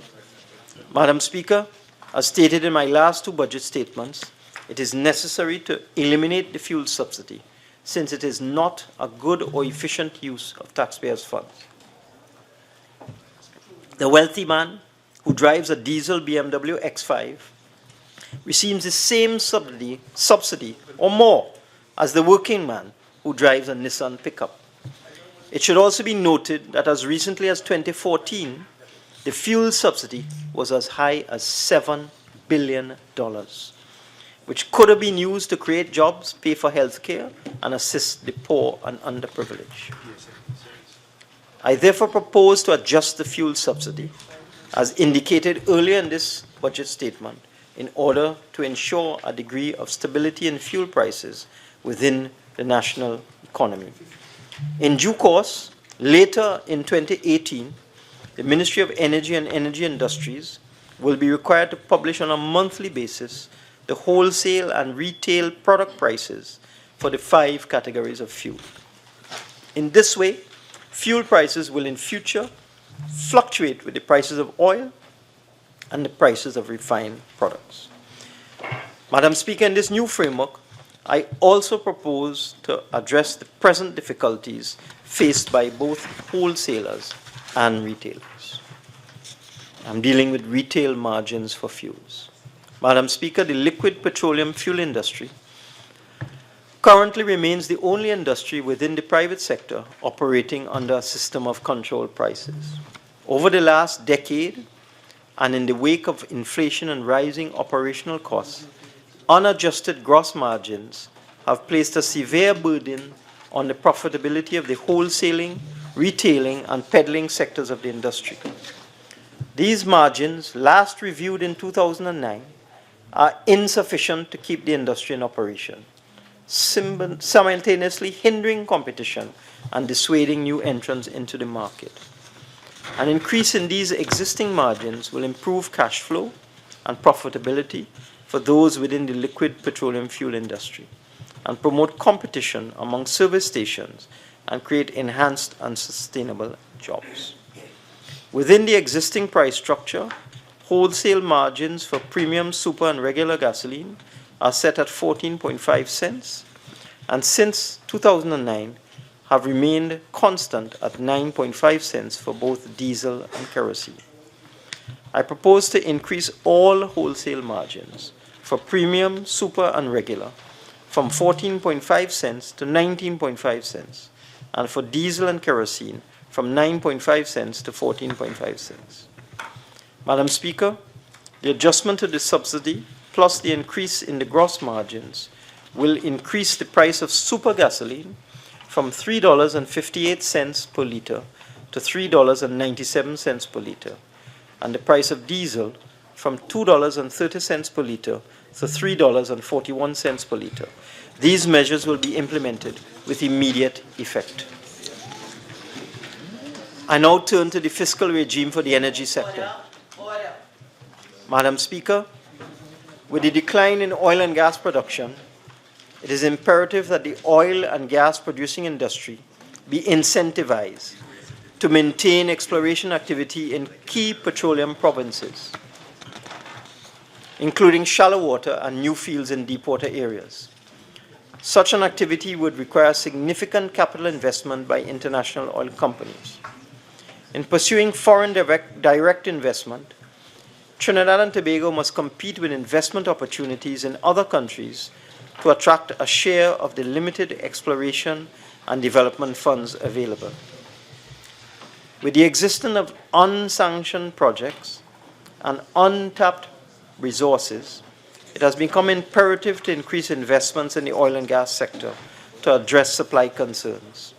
We are simplifying and modernizing the existing oil and gas fiscal regime, and to that end, we are guided by a number of principles. The oil and gas fiscal regimes must incorporate a balance among the objectives of providing terms attractive for investment while securing for the country a substantial share of the value of the petroleum resources. While the government seeks to promote investment by reducing fiscal obstacles to low-profit activities that nonetheless increase supply, it will also seek to assure the public that extraction of the country's natural resources always results in some appropriate payment to the government, usually a royalty, and minimum production share or amount of tax, unless a strong policy reason requires exceptions. Where oil and gas production generates a surplus over the total cost of production, including profit necessary for initial and continuing investment, the government should share substantially in that surplus. Government also attaches priority to a degree of stability in petroleum revenue flows. Petroleum companies attach high value to stability and predictability in terms of the fiscal regime they face. Madam Speaker, substantial amendments to the basic set of laws governing the oil and gas sector will be effected in order to ensure that the competing demands of maximizing revenue and encouraging investment are achieved. A gradual move to the new oil and gas fiscal regime would be required through a transitional period in which both the existing and the new regimes would operate. However, Madam Speaker, at this time, the government, and by extension the people of Trinidad and Tobago, receive very little by way of taxes from the oil and gas industry.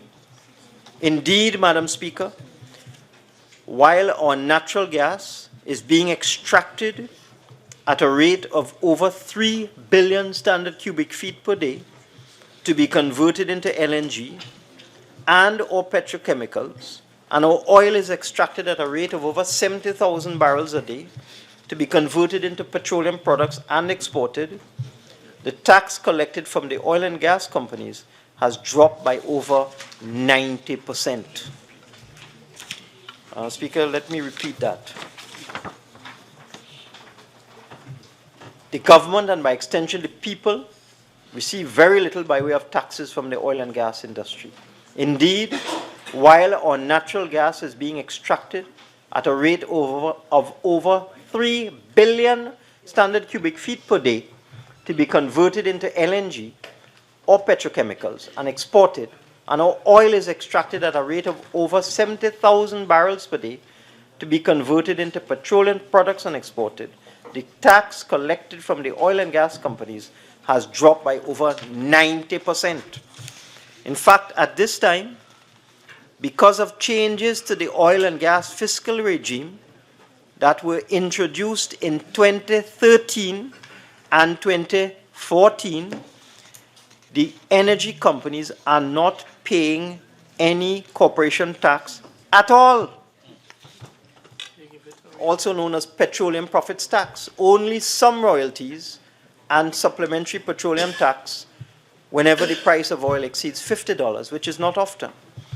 We have been told by the companies that this situation is occurring because of the high level of investment in exploration and production that is taking place in the energy sector, which has led to huge capital allowance write-offs. However, this cannot continue, since while the grass is growing, the horse is starving. With the present arrangements, the companies tell us, the oil companies have told us, we are unlikely to get corporation tax from them for the next 7 years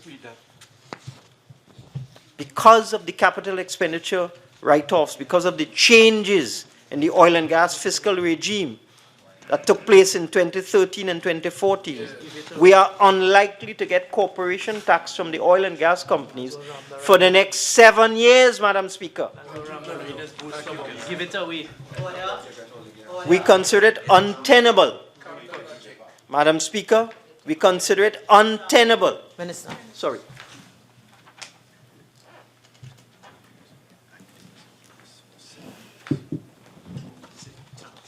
We consider it untenable that our hydrocarbon resources are being extracted to this extent with little or any benefit to the country.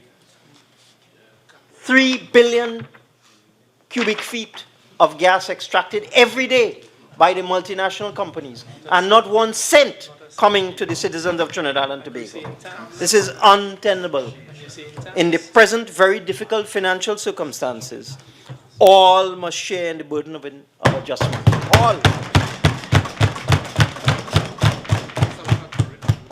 Accordingly, to ensure that taxpayers get some benefit,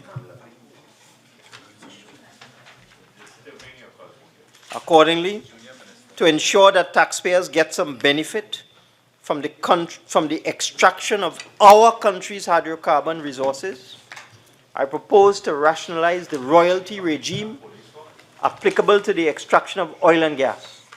Accordingly, a 12.5% royalty rate would now be applicable across the board on the extraction of all gas, condensate, and oil.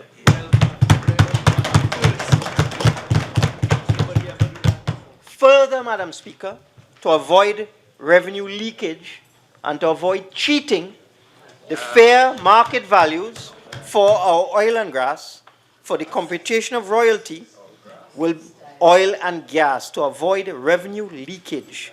The fair market values for our oil and gas for the computation of royalty will be fixed by the Petroleum Pricing Committee, which is a feature of statute, Madam Speaker, which has not been used for many, many years.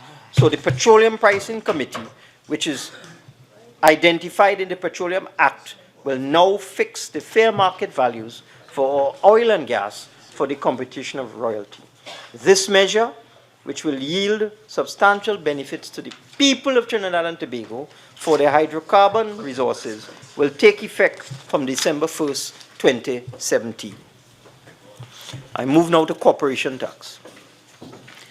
Madam Speaker, among the fiscal measures which became applicable in 2017 was the introduction of a new tax bracket of 30% on companies with chargeable profits in excess of 1 million per year.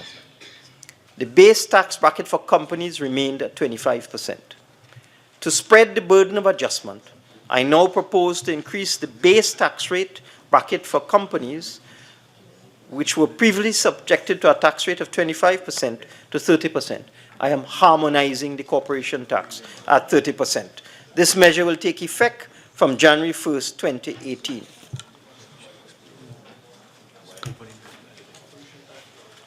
Madam Speaker, previously, persons earning $1 million in chargeable profits, and companies earning $1 million in chargeable profits were subject to a tax rate, a special tax rate of corporation tax of 30%. We are now harmonizing it so that all corporations will now be required to pay a 30% tax rate to share in the burden of adjustment. And now, Madam Speaker, I come to the commercial banks. Consistent with the need to spread the burden of adjustment across all sectors, because, Madam Speaker, I spoke about imposing a royalty on the oil companies so that they will share in the burden of adjustment. I spoke about harmonizing the corporation tax so that corporations will share in the burden of adjustment. I now come to the commercial banks, who must also share in the burden of adjustment. We have a need to spread the burden of adjustment across all sectors, including wealthy corporations. I therefore propose to introduce a new tax bracket of 35% for commercial banks. This will take effect on January 1st, 2018. Madam Speaker, I turn now to the gambling industry. In respect of the gambling industry, in view of the extremely low level of compliance and the endemic tax evasion in the sector, in the interim, as we move to finalize and enact new gambling legislation, I propose the following. The existing rate of duty on all mechanical games of chance for gambling of 20% will be increased to 40%. This measure will take effect from October 20th, 2017. I also propose to introduce on all cash winnings by the National Lotteries Control Board a tax of 10%. This measure will take effect from December 1st, 2017. I propose to introduce a flat tax of $120,000 annually on electronic roulette devices operating in bars throughout the country. The gaming tax, which shall be payable annually under the liquor license tax, will be increased from $3,000 to $6,000 with respect to each amusement device. The taxes on gaming tables and other devices by private members' club will be increased as follows. For every baccarat table, $100,000 per annum. For every blackjack table, $120,000 per annum. For every Caribbean stud poker table, $150,000 per annum. For every dice table, $70,000 per annum. For every poker table, $60,000 per annum. For every roulette table, $120,000 per annum. For every electronic roulette device, $120,000 per annum. For every rum 32 table, $150,000 per annum. For every SIPSAM table, $150,000 per annum. For every slot machine, $24,000 per annum. And for every other table or device not mentioned, $60,000 per annum. These measures will take effect on January the 1st, 2018, and will be strictly enforced in 2018. Madam Speaker, this has become necessary.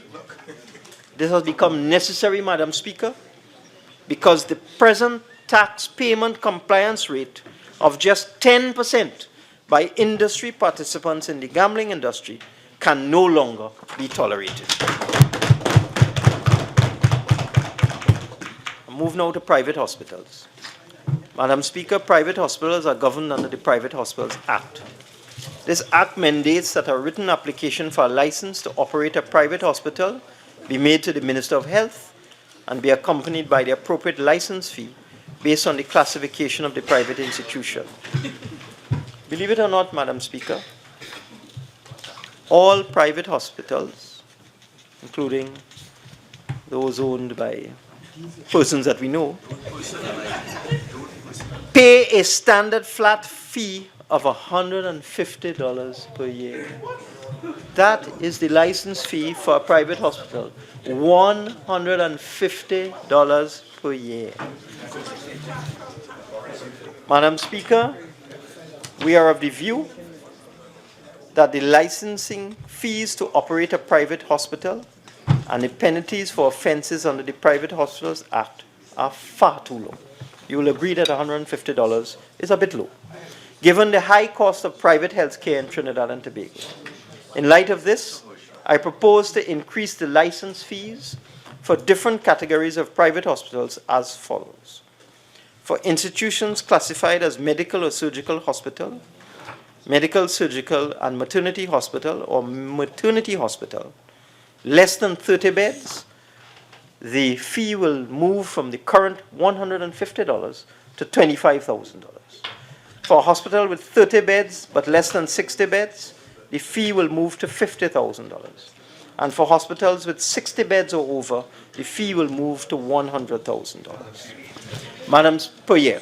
Madam Speaker, this measure will not be applicable to institutions classified as hospitals for the convalescent or chronically ill, homes for the elderly, or hospitals for any designated disease or specified disease or disorder or illness. These institutions will continue to pay the existing fee of $150 a year. I also propose to increase the penalty for persons found guilty of an offense under the Private Hospitals Act from the current very low $10,000 to $100,000, and the increase in the penalty for a continuing offense from $200 a day to $1,500 a day. These measures will require amendments to the Private Hospitals Act and will take effect from January 1st, 2018. I now move to the tourism sector. Madam Speaker, to stimulate and re-energize the tourism sector, the Cabinet has approved a number of new fiscal incentives for the tourism sector. Accordingly, I propose to continue the Trinidad and Tobago Hotel and Guest Room Stock Upgrade Program and increase the reimbursement of the expenditure on the cost of work from 25% to 50%. Let me repeat that. I propose to continue the Trinidad and Tobago Hotel and Guest Room Stock Upgrade Program and increase the reimbursement of the expenditure on the cost of work from 25% to 50%, and increase the maximum reimbursement limit for hotels and guest rooms that upgrade their plant and equipment and stock from $750,000 to $1.5 million. I also propose to continue the Small Approved Tourism Properties Program by increasing the reimbursement of the expenditure on the cost of work from 20% to 40%, as well as by increasing the maximum reimbursement limit for small approved tourism properties from $75,000 to $150,000. I also propose to encourage greater and better usage by clients in Tobago, in particular, of the loan guarantee program administered by the Trinidad and Tobago Tourism Business Development Company. This will be affected by increasing the subsidy by the government of the interest charged by financial institutions for new and restructured loans for tourism operators from 2.5% to 5%. The commercial banks have also been requested to extend the maturity periods for new loans and refinancing for the tourism sector under this government guaranteed program from 7 years to 15 years. Let me repeat, Madam Speaker. The government will subsidize loans for new tourist facilities and refinancing arrangements for existing tourist facilities. The government will subsidize the interest by 5%. And the period of repayment will now be extended to 15 years. These measures will take effect from the 1st of December 2017. I've already spoken, Madam Speaker, about the new foreign exchange facility for eligible exporters to access foreign exchange. And in the first instance, the facility at the Exim Bank will be capitalized at US $100 million. This measure will take effect from January the 1st, 2018. With respect to the export allowance for the manufacturing sector, I propose to re-establish export allowances to manufacturers. We will establish a framework that will allow a reduction on tax for revenues generated from incremental exports to existing markets. Further details will be provided in the Finance Act 2018, which I expect to debate in November. This measure will take place from January 1st, 2018. With respect to food production, as we indicated before, I propose to establish an agricultural financial support program with grants for new and existing farmers of up to $100,000. This measure will take effect from December the 1st, 2017. And further, Madam Speaker, we have discovered an anomaly which we are dealing with.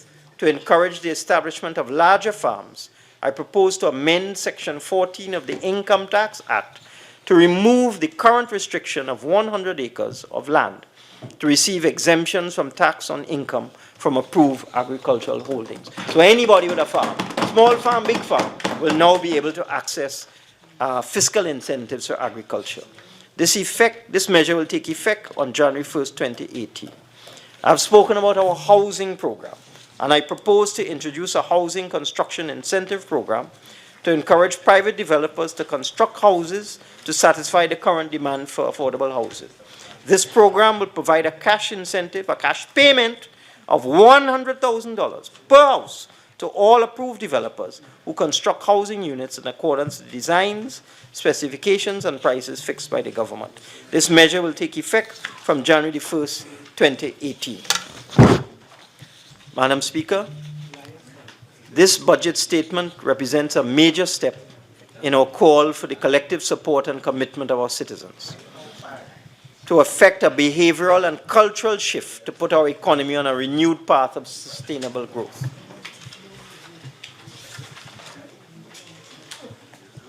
As a government, Madam Speaker, we cannot pursue this transformation on our own. We are open to new ideas and solutions, and collectively we are fully capable of overcoming the present difficult economic circumstances and to navigate the country back to the socio-economic prosperity to which we have been long accustomed. Madam Speaker, the budget statement continues our prudent development agenda, which is anchored in Vision 2030. This principled strategic planning document is guiding our orderly long-term development process for achieving development country status by 2030. We've established our priorities and programs within that framework. All ministries and departments now have responsibility, and we will be held accountable for the delivery of the strategy which falls within their mandates.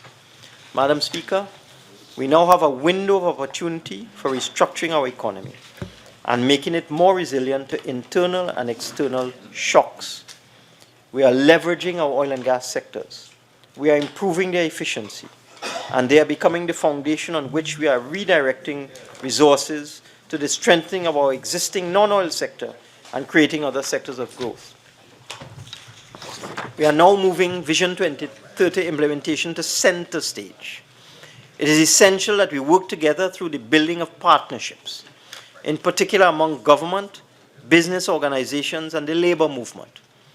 We must reinforce our commitment to cooperation and consensus building. This is the only way that we can maximize the benefits from the emerging growth process and create opportunities for our citizens. This administration, Madam Speaker, is committed to this effort.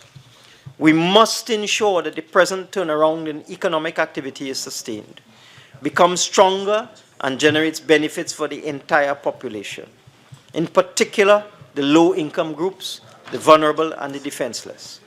As I said earlier, we are changing the paradigm and putting the economy on a sustainable path.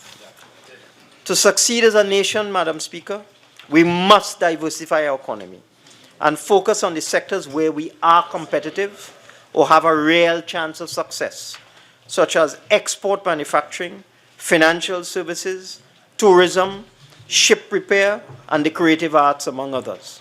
We must restart the engine of our economy, as we plan to do with our new housing construction incentive package and the incentives for small businesses and farmers. We must move away from overdependence on oil and gas. We must all together create the conditions for investment and growth and put our shoulders to the wheel to meet the challenge of balancing the national budget. Madam Speaker, we must all adjust. We must cut our cloth to suit our coat, as the proverb says. curb wasteful expenditure, demand value for money, seek to improve national productivity and accountability, and make the required sacrifices, since we cannot continue to live on borrowed money or continue to run large budget deficits, as has been practiced for the last 8 years. Madam Speaker, I am certain that if everyone plays their part, we will emerge from our current difficult financial situation more productive and efficient as a people and as a country, more resilient and better able to withstand external economic shocks as the economic powerhouse of the Caribbean, ready to meet any challenge that the outside world throws at us. I thank you, Madam Speaker, and I beg to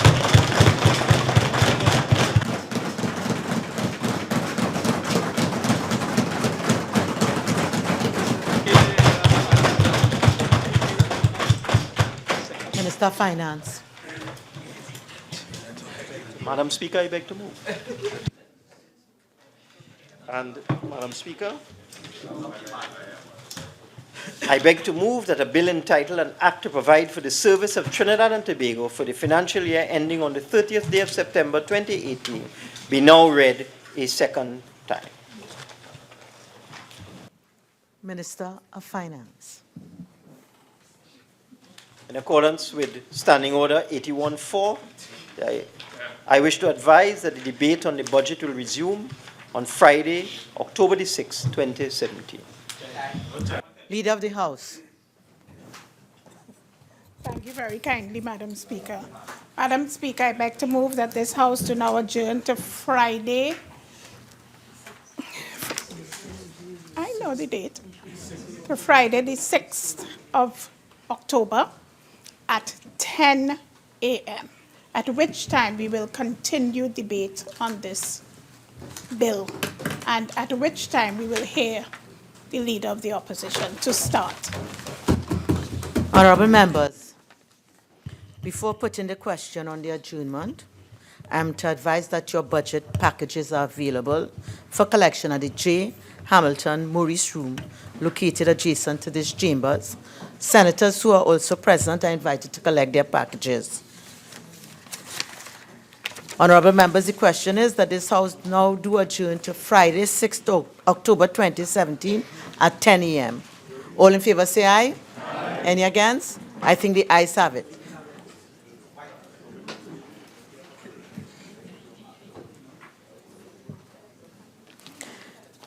This House now stands adjourned to Friday, the 6th of October 2017 at 10 a.m.